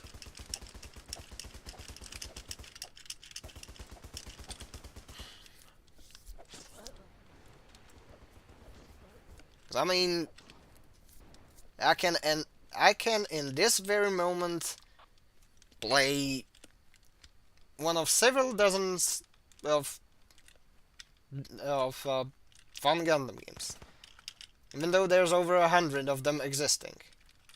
Some of which don't appeal to me, and some of which does.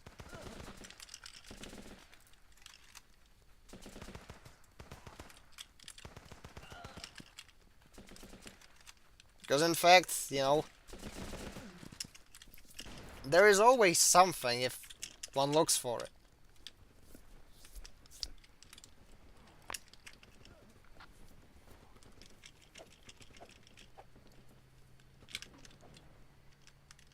Same goes for movies. Same goes for a lot of other things.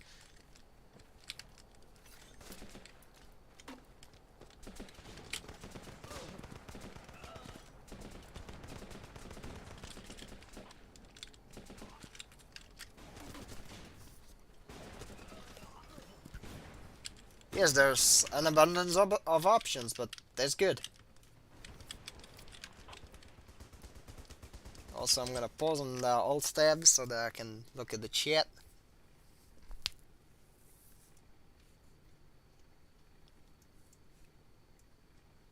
Right, oh, there we go. Yep. we're we're spoiled for choices. Too many options. Oh no, no! You take that back, Hatter. I don't start to sound like Seiji.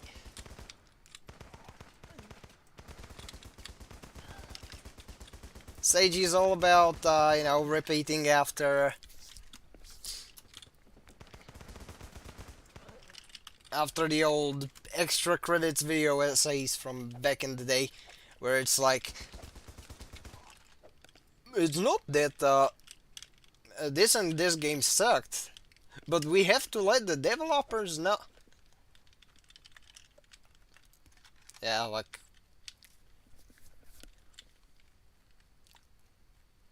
thing with Seiji, I don't have an extra ground with him. I think he's cringe at times, but that's about it. Like,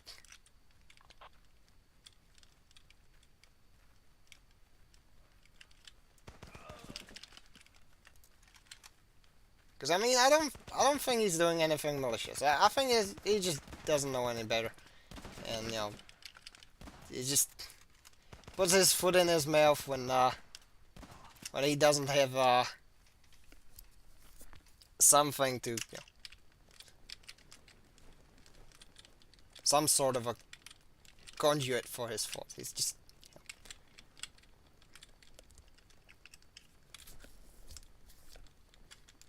that's why I implied that he fumbled the bag.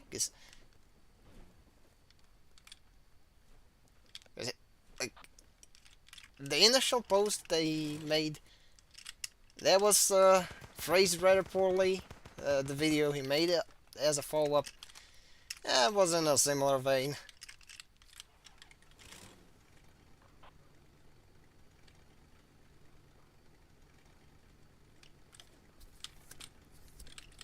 And since he's at least this is my impression of him, is that the filler is that way from because he's a Twitch streamer. Let's face it, and a lot of the Twitch streamers they do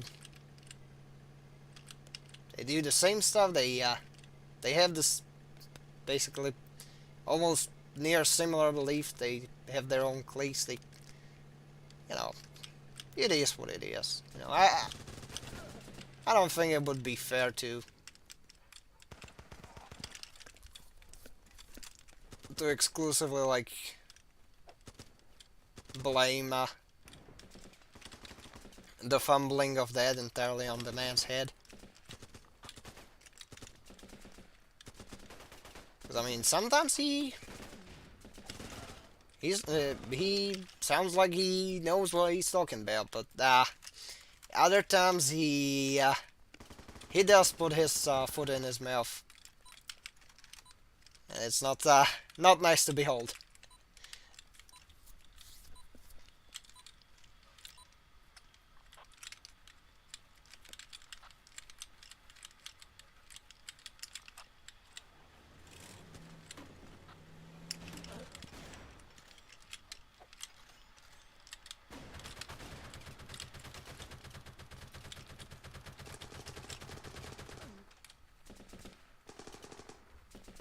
I mean,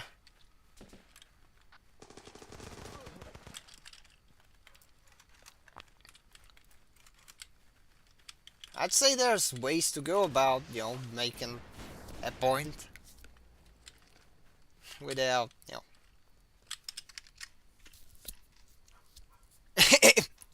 everyone is capable of bad takes, points to stuff. I mean, I have had my share of bad takes myself. I mean,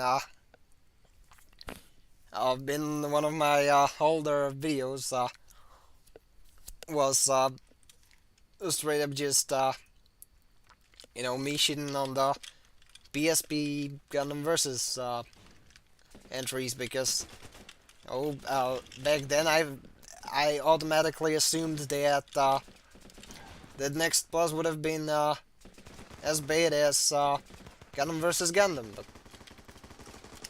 I just didn't do enough labbing. I didn't at the time. I didn't take time to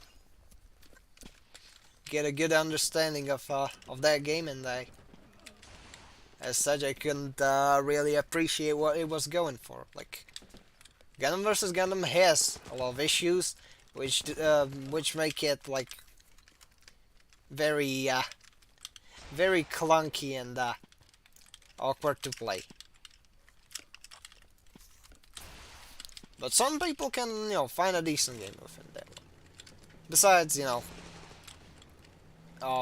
the game right after it, Gundam vs Gundam X Plus, straight up just, fixed that issue.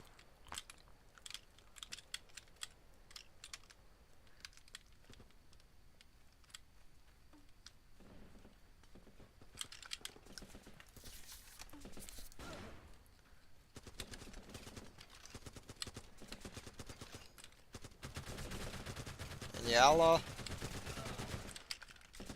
next time I respawn, I'll go read up on the rest of the chat that I didn't manage to catch the first time around.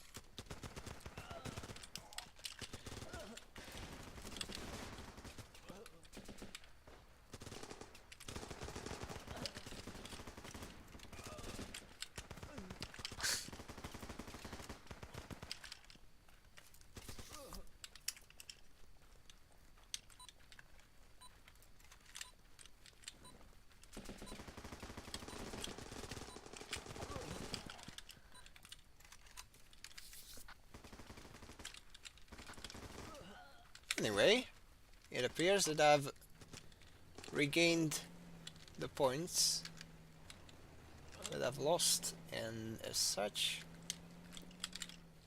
Oh, nice, nice, really nice. 1, 2, 3, get some troops for the buggy. And let's try and oh,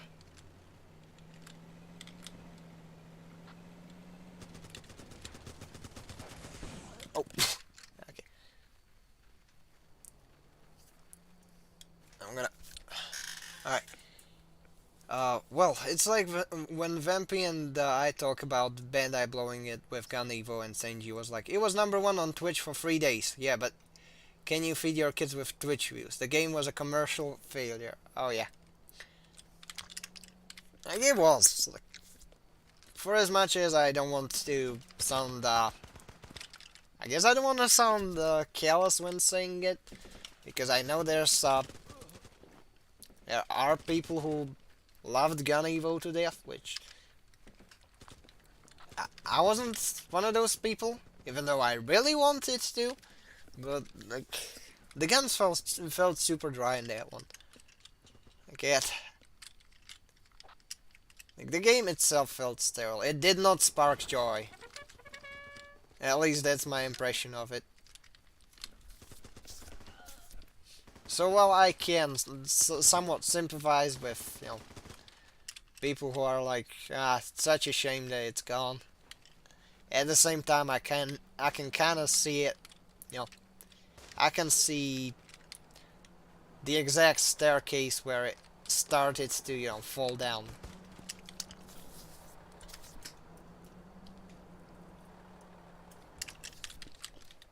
Because, I mean, Gun Evo in of itself wasn't a bad idea. In fact, with some polish, one could turn that into a decent game. Like, I personally think that if they leaned more in the Unreal Tournament direction, they could have had more of a game than they ended up having, because hero shooters are a very, very oversaturated genre nowadays. You know, you have the whole Melbourne debacle from way back when, where old Randy Pitchford, aka the guy who left a very sus USB at a tavern. That guy's game, how it flopped. So I thought, so I think, no, hero shooter is the way to go, especially with Gundam. Like, I can somewhat see like mobile suits and such work in sort of a as stated Unreal Tournament setting where you have like a giant arena, where you kind of move around. You can make good use of the all the mobility options. You could make decent use of like all the MS gimmicks, etc.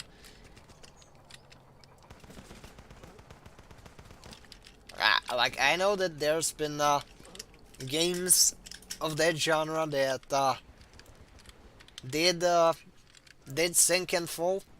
Like I don't think there's many people playing Quake Champions nowadays no more. At least there isn't as many people playing that, but still. I think it would have been a much easier sell than a hero shooter, that's for sure.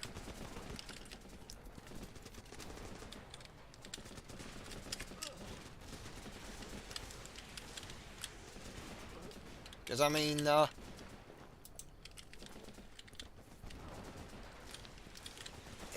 I guess it would have been a much easier sell. You know, people wouldn't look at it as just fad chasing.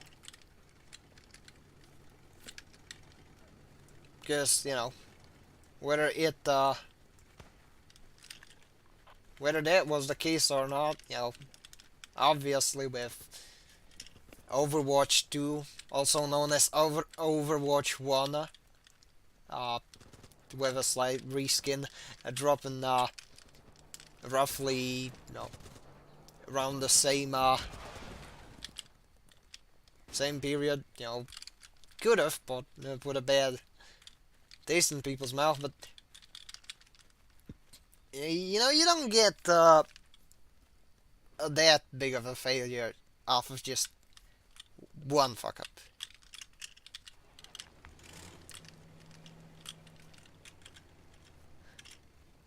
So the way I see it, there's been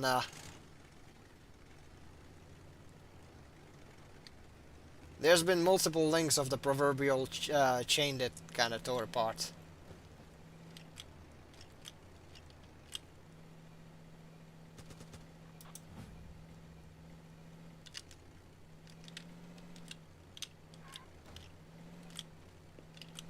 Anywho.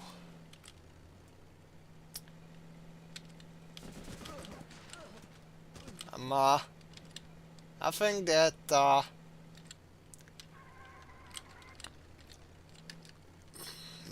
next week's video that I'm gonna drop, I think that'll be a fairly exciting one, because I'm aiming to do a sort of a character-focused video, more in the vein of Matty Not the Bad Guy's old videos on JoJo, because I used to binge those a lot during late 2010s. So I think I could get a decent mileage off of that format if I play my cards right. And besides, like Gundam stuff is definitely something I'm passionate about, so it could be decent. I've already scripted it, already recorded the audio for it. current uncut audio is at around 25-ish minutes. So, at the very least, we're gonna be looking at about half of that by the time I'm done trimming the audio. But yeah, if all goes well, I should have that one out early next week. And just looking at my watches, it appears that I got like 30 more minutes to go before I have to call it a day and tend to other stuff.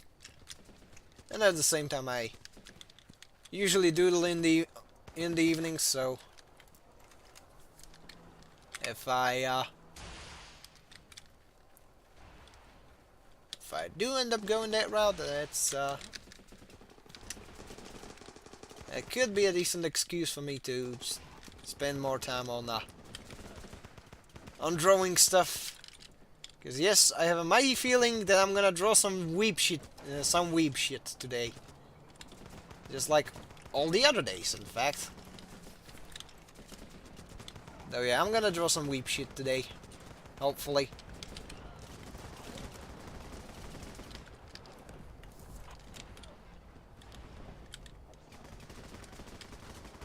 Because if there's one thing that can be expected of me, is to draw weeb shit, and to get better at it day by day. Because I mean, when I started out, I never thought I'd get that good at drawing hair or eyes, especially with something like a ballpoint pen, which I'm absolutely awful with.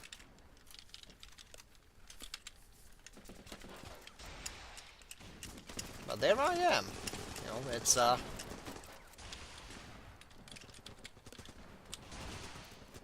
guess it could be argued that it could be copium, but I'd say that you know, I certainly, you know, improved my drawing skills via that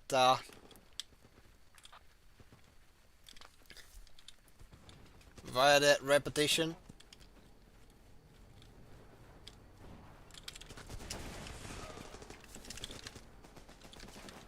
But anyway, I think I'm gonna give this one a little bit more time, and then I'm gonna boot up the old BSP emulator, and I'm gonna go and enforce some more Zeta supremacy. Because we all know that in this household, Zeta Gundam reigns supreme. And you can quote me on that.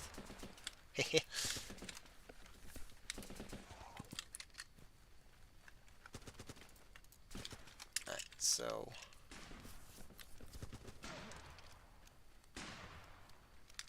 let's see. There's information. There. Alright, hold my beer. Dig Zeta. Sure, let's kill training arc. Yep. And I mean, better. I got you to thank for it, because I mean, I think it's you who you know, bounced that idea of drawing each day. Hold up. Let me turn up the light in this room so that I can see what time it is.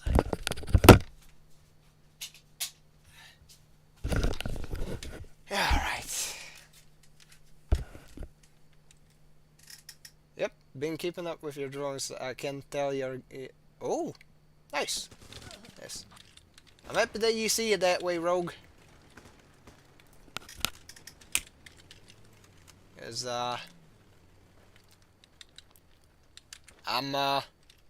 tends to be a bit too harsh on myself when it comes to, like, you know, the quality of what I draw.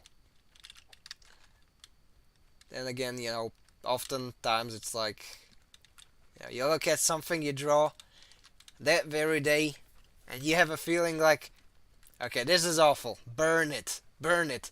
I do not want any witnesses to the graphical abomination that I just conjured.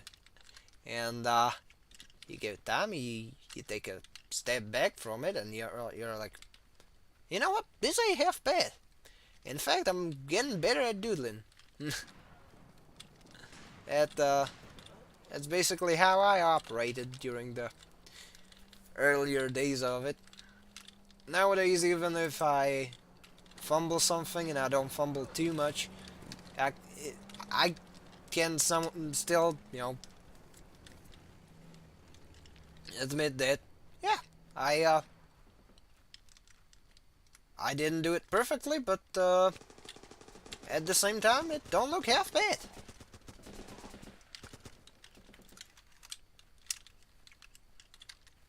And again, one could say that about my streams themselves. Like I started as super awkward off the script, since I'm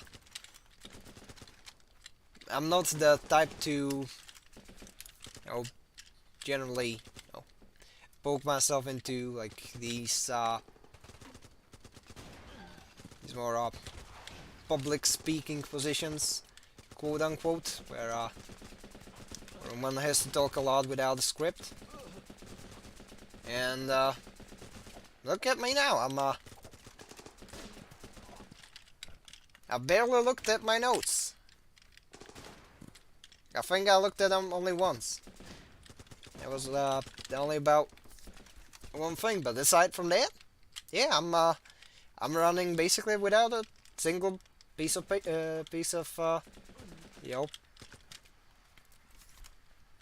single assistance to. Yeah, autonomously.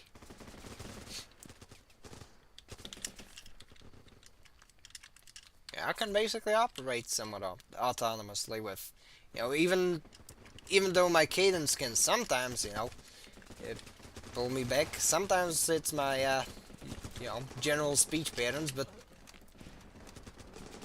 I'm working on it. And if you do not mind me boasting out, I'd say I'm doing a pretty decent job at getting good.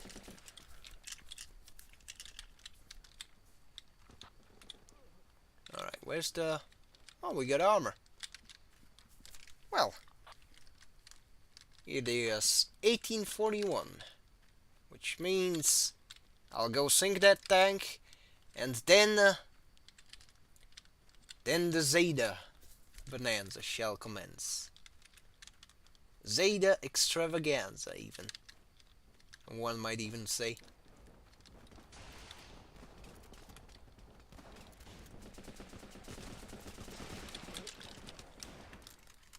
Anyways.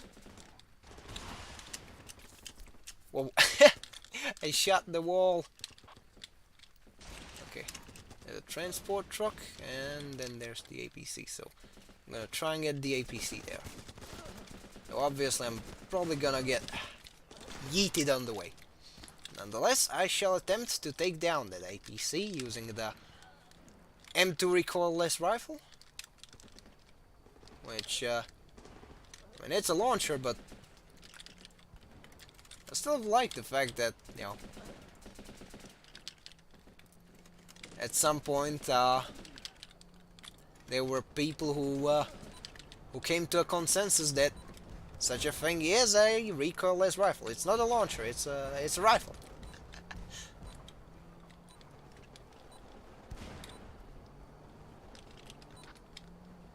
Right. We got the low M72 low. And now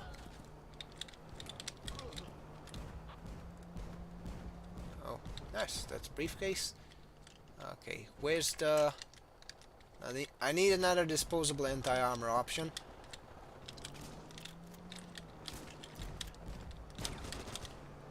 Okay. See, I could technically just...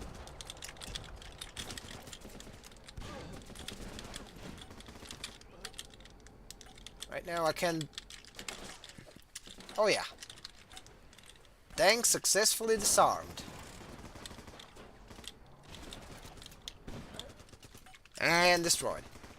Though not in a way that I wanted. Well.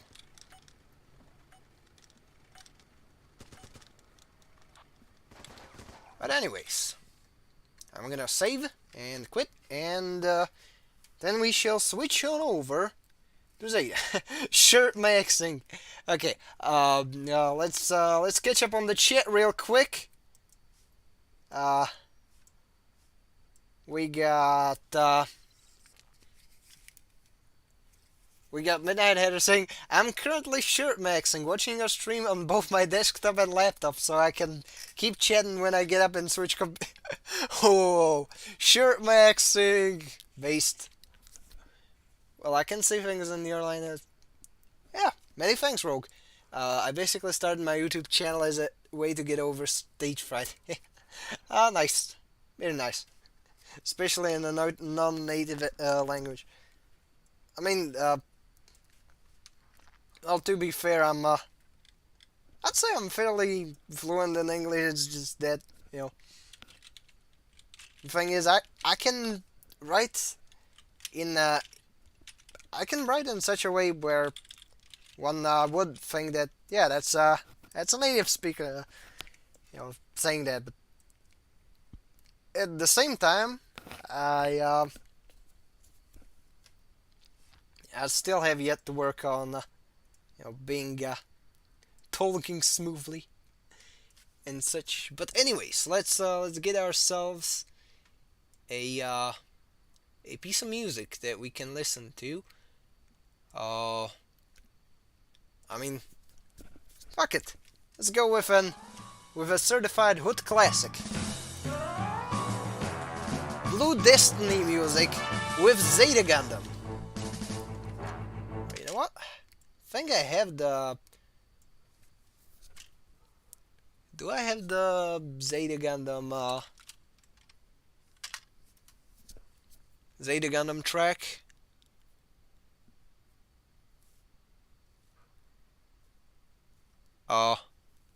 Okay, I got the chiptune cover. So you know what? Okay, let's hope that we don't get fucked by copyright, but we're gonna have a pure time. Everyone is a noble mind. Okay, let's...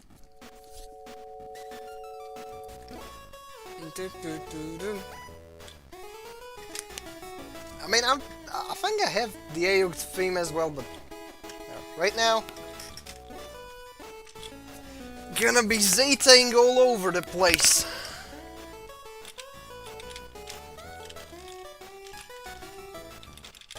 Bum bum bum. And how can I? Sono se dorme do kido. No no no no no no no no no no. I'm sorry, I'm so tempted to just hum along to the tune, because yeah, we all know that, you know, we believe in the sign of Zeta. It's beyond the time, beyond hard times from now. When I have a pure time, everyone's a noble mind.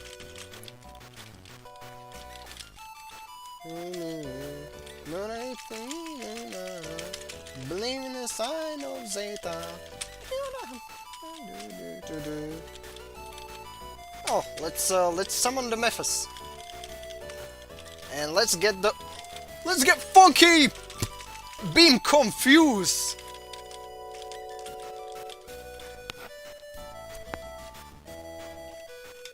All your Zeta are belong to us.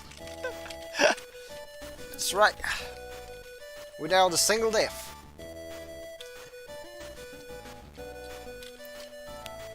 Alright, let's see.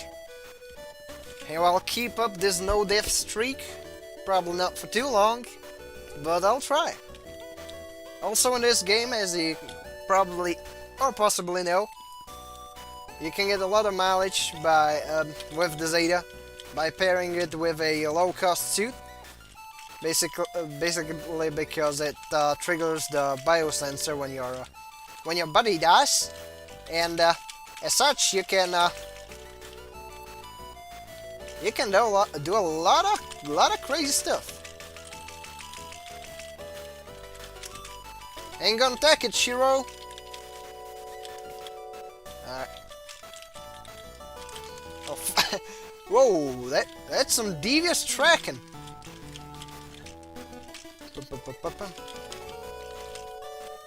You didn't get me this time. You sure as hell won't get me now. Watermelon rush. Okay.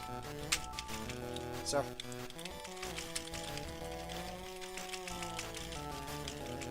Gonna get the carrotless cuck right now. Yeah. That's a guaranteed knockdown. That's a guaranteed beam confuse. And this is why Fi is a great character. She's got the methods.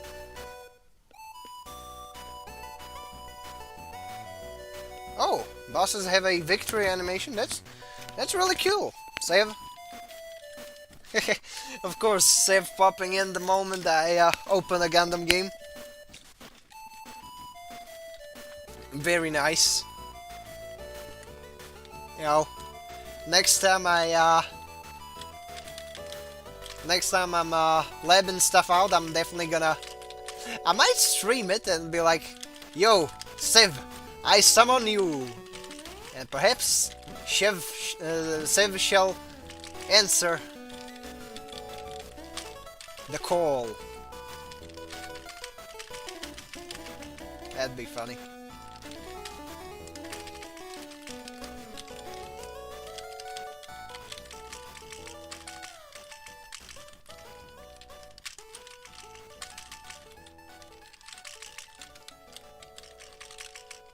Okay, well, I got swept up in the melee combos, which ain't good, but at the same time, that means I can now play a bit of keep away with the Zeta, of course. So right now, that means okay, HML. Oh. Shit. Oh, whoa. I landed right on that grenade. But then again, that's my fault for overextending.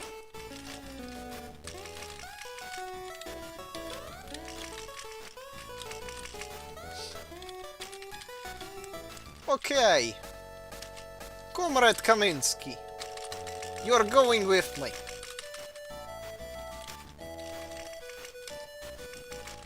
Destination Morgue. Also, Hyper Beam Saber.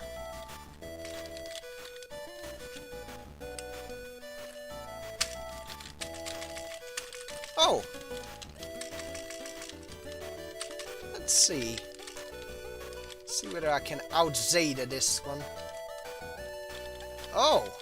So we want to combo that. Well, too bad. Eat them grenades! Curse that appears only during Gundam games. Based. The coolest curse around. In fact, coolest curse around the block.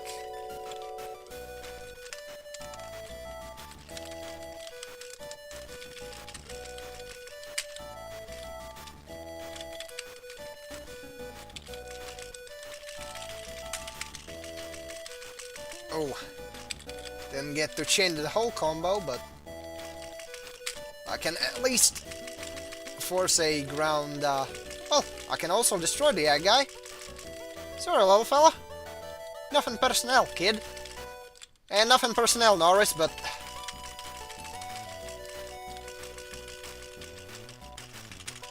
that haircut is simply too much.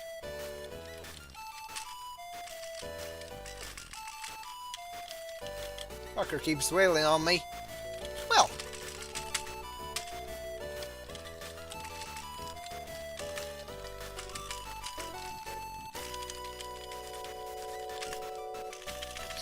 Get drilled! Okay. It appears that Norris is getting dabbed on. Which, rightfully so. Also...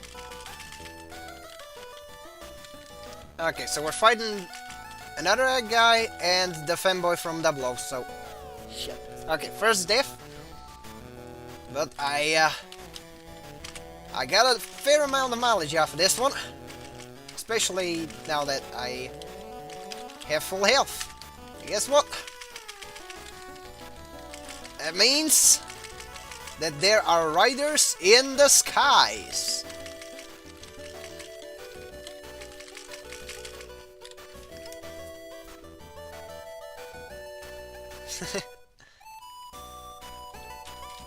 Yeah, we're gonna be closing off the stream with a bang. Just a couple more stages, and after that I'll cue the outro song. Which, funnily enough, I think I'm gonna go with a negative XP track because, you know, as a kind of a meme-esque nudge to the, you know, to the stuff that we got in the Requiem for Vengeance trailer. Because, I mean, we got a lot of silly stuff. Some of which cool, some of which lame. But, you know, lame but inoffensive at the same time. I mean, I don't think they're gonna screw the pooch that much. Like, you know how with Castlevania, the main Japanese guy behind that franchise, he kind of stepped in a couple times to rein in 80 Shankar, because 80 Shankar is a fucking hack, and you can quote me on that. But, you know, there was some turd wrangling going on, so, I'd say it's safe to assume that, you know, it shouldn't be very egregious. With, some of its possible Western elements, shall we say.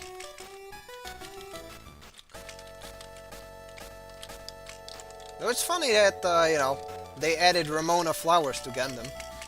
You know, I never thought that, we'd get that crossover.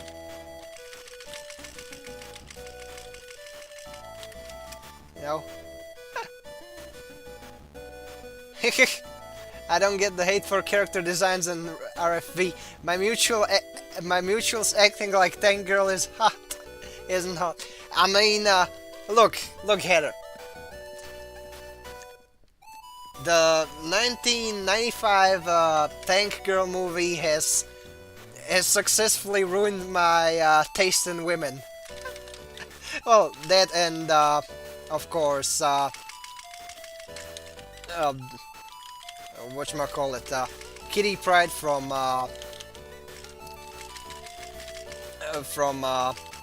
the 2010's X-Men run, and a few others, but yeah. I certainly do get the appeal. I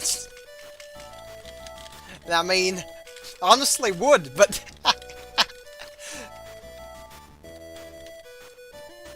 but it's funny how, like, you know, like one side is like, of course they're gonna read about it, and the other one's like acting like it's some sort of a like somebody shed in their cereal or something. Even though, you know, some sort of an art style choice isn't necessarily evocative of the ultimate quality of something. Like, I mean, at first, you know, Look at something like Alita Battle Angel. You know, at first I thought that you know, that shit's uncanny. It looks fucking weird. Yeah, well, especially with like the way the characters asked them. But I mean, people you know, behind that movie were quite passionate about the IP, and it showed. Actually, well, the movie was a great success. So you know, I wouldn't. I don't think that that it's quote-unquote dead on arrival, as some internet call posters might have you believe.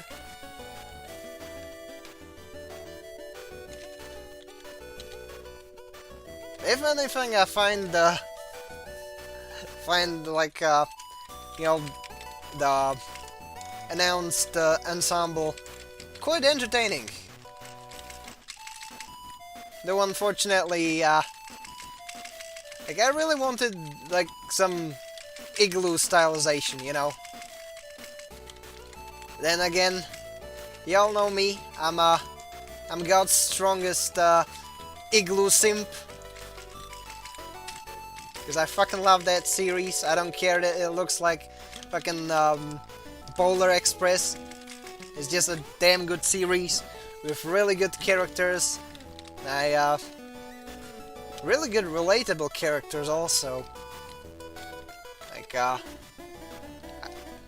really enjoyed the portrayal of the Mazir Sonnen, with him being like, you know, with the kind of the war transitioning to Mobile Suit Combat, and with him kind of having a loss of purpose because he was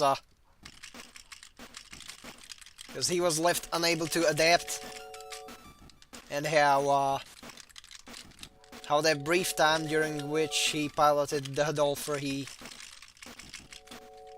kind of, you know, found meaning in that. Like, that's some really good storytelling. Like, yes, the graphics are a bit uncanny to some. I don't think graphics is what makes the story. Yes, obviously, if you have things that look good, you're obviously gonna, you know,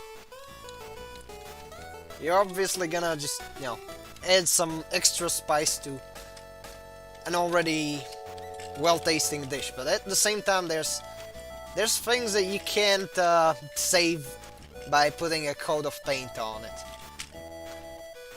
If you catch my drift. Same goes for Igloo. Igloo is fucking peak. But at the same time, it looks like a 2000s early 3D animation. Not that there would be anything wrong with that, but, you know, it is a thing.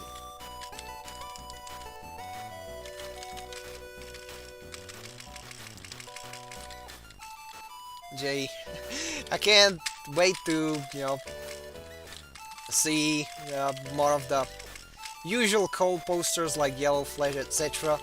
Be like, oh no, they made a character look like one of them bandits from Mad Max. It is over. The West has fallen.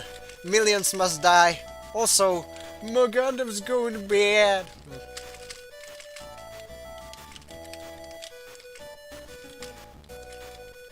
Shit ain't the end of the world. It's like, oh wow, dyed hair. Even though dyed hair looks good on some chicks. Like, I know anecdotal evidence, but I've hung out with some, and, you know, not all of them are the usual brand of insufferable that one would you know, stereotypically associate with that style nowadays.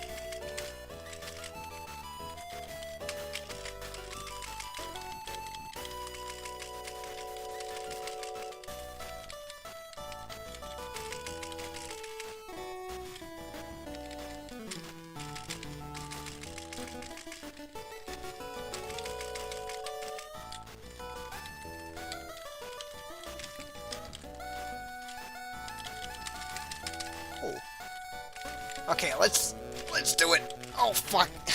Almost had that Wave Rider crash perfectly. Also, I'm gonna check on the chat. So we got. I love negative XP. I don't get the hate for character. Yep, I've read it. SSR Ryzen Gundam confirmed. We know Tomino likes Creep Red.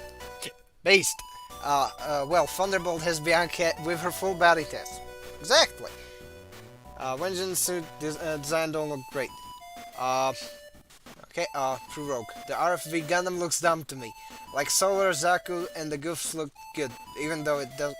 Yep, more or less. Still, I guess I'd give the Gundam some leeway for like making a verdict on it. Like, I think it's a bit wacky, but you know, we'll see. Sonnen Supreme.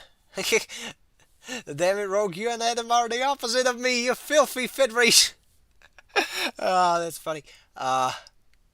Imagine getting filtered by graphics. Yep, watermelon punished. Anyways, let's go. Let's crack a few more knuckles. And after the stage, this round, I'll be calling it. It's been a great stream. Chat's been great. Things to rant about have been great. All sorts of stuff. Also, yes, I parried the nuke. I parried the nuke, but not the combo. But well. Okay. What was the combo route again? Oh. Okay, I think I fumbled the inputs. But it's like pop pop. Ah, dang it. Sucker gut, you gotta wait. But oh well, HML to the rescue. Also beam guns. Also let's go troll low rain. Low rain because he ran out. So he's about to he's about to be low rain out of HP. Oh.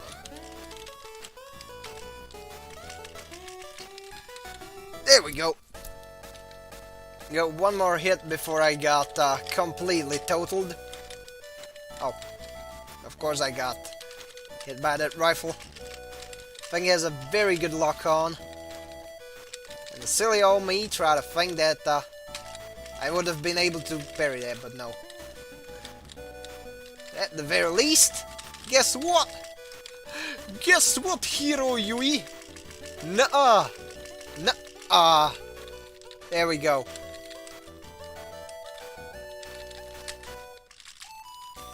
And sniped!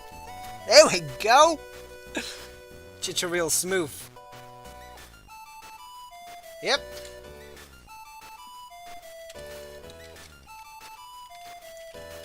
Like Rogue.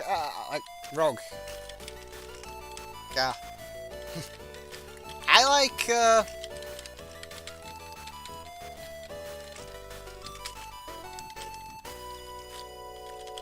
like my women the way I like my cacti.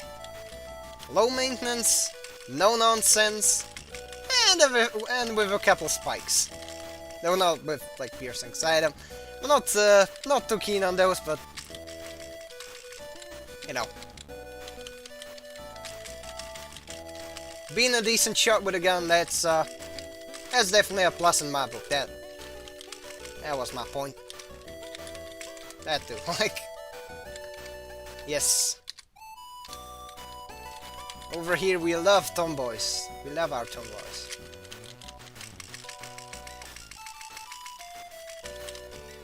Anyways. Jinginga. Oh. And this is a part of this route which I don't like at all. Because I have to actually fake out with a beam confused. Just so that I can manhandle Shin. and fail at it. And I'm probably gonna get... Oh yeah. Gonna probably fail the first time around. Yep, I did. Yes.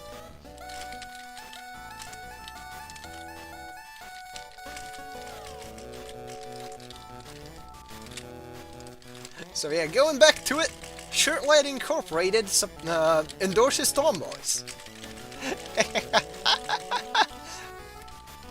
Because, yeah. Anyways, let's let's go. Hey, Char.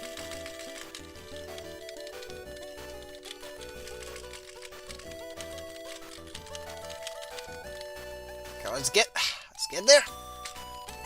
Okay, Chuck Hasnibble. Prepare to be sneeded.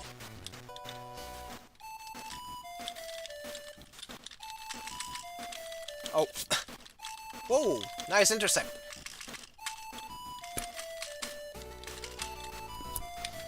Alright, now. Now.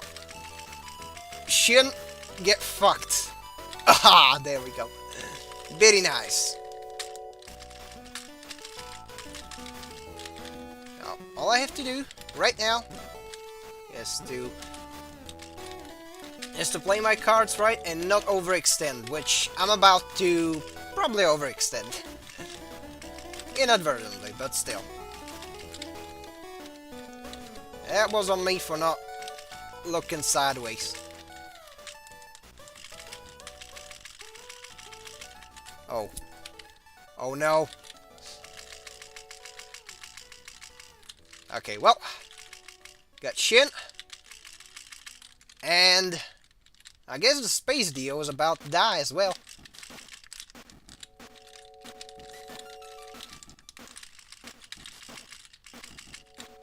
I mean, just to ensure my victory. Oh. Oh, the sucker really did cook. Well, too bad. I have a gun. Or a few.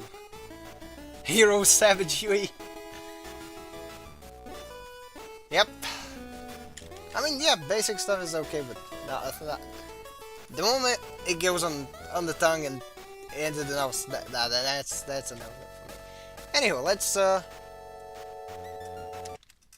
take a nice little peek at.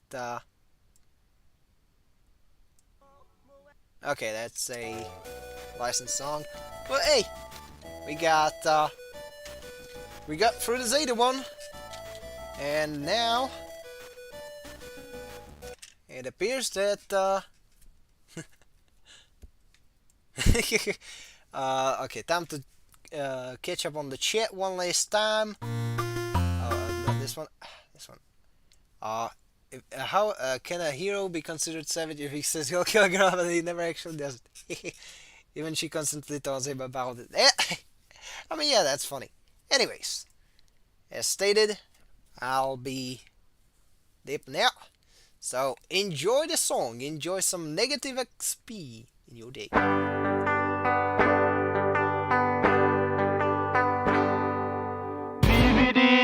Ecstasy, conceited with no self-esteem. She's a teenage dream if you hate yourself. Bright-dyed hair and obnoxious clothes, thinks communism is the way to go. She's a whore, a hole, a dime a dozen, Jezebel. Low-right mind and SSR eyes, 1,000 yard stare for all those guys that you fucked and sucked before you came along. Retarded views on politics, likes to listen to shitty music. She drinks and smokes and toasts out of a dirty bong. She saw Ramona Flowers and felt so empowered.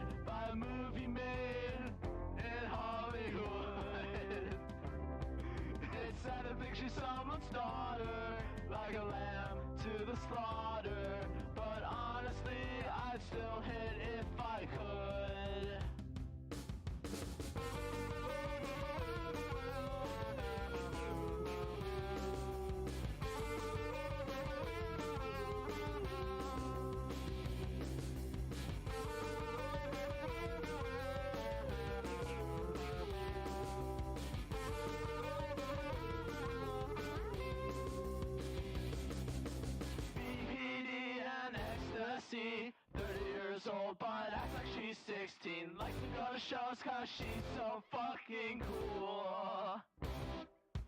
Bright-eyed hair but dead inside. Plan B lifetime supply. She's a whore, a hole, gave head since middle school. Only pedophiles in denial. If she's anything worthwhile, her fertile lifestyle will drive you wild. She's an alcoholic loser bitch that likes to listen to shitty music. She drinks and smokes and cokes and chokes on dick. She saw Ramona Flowers and felt so empowered by a movie made in Hollywood.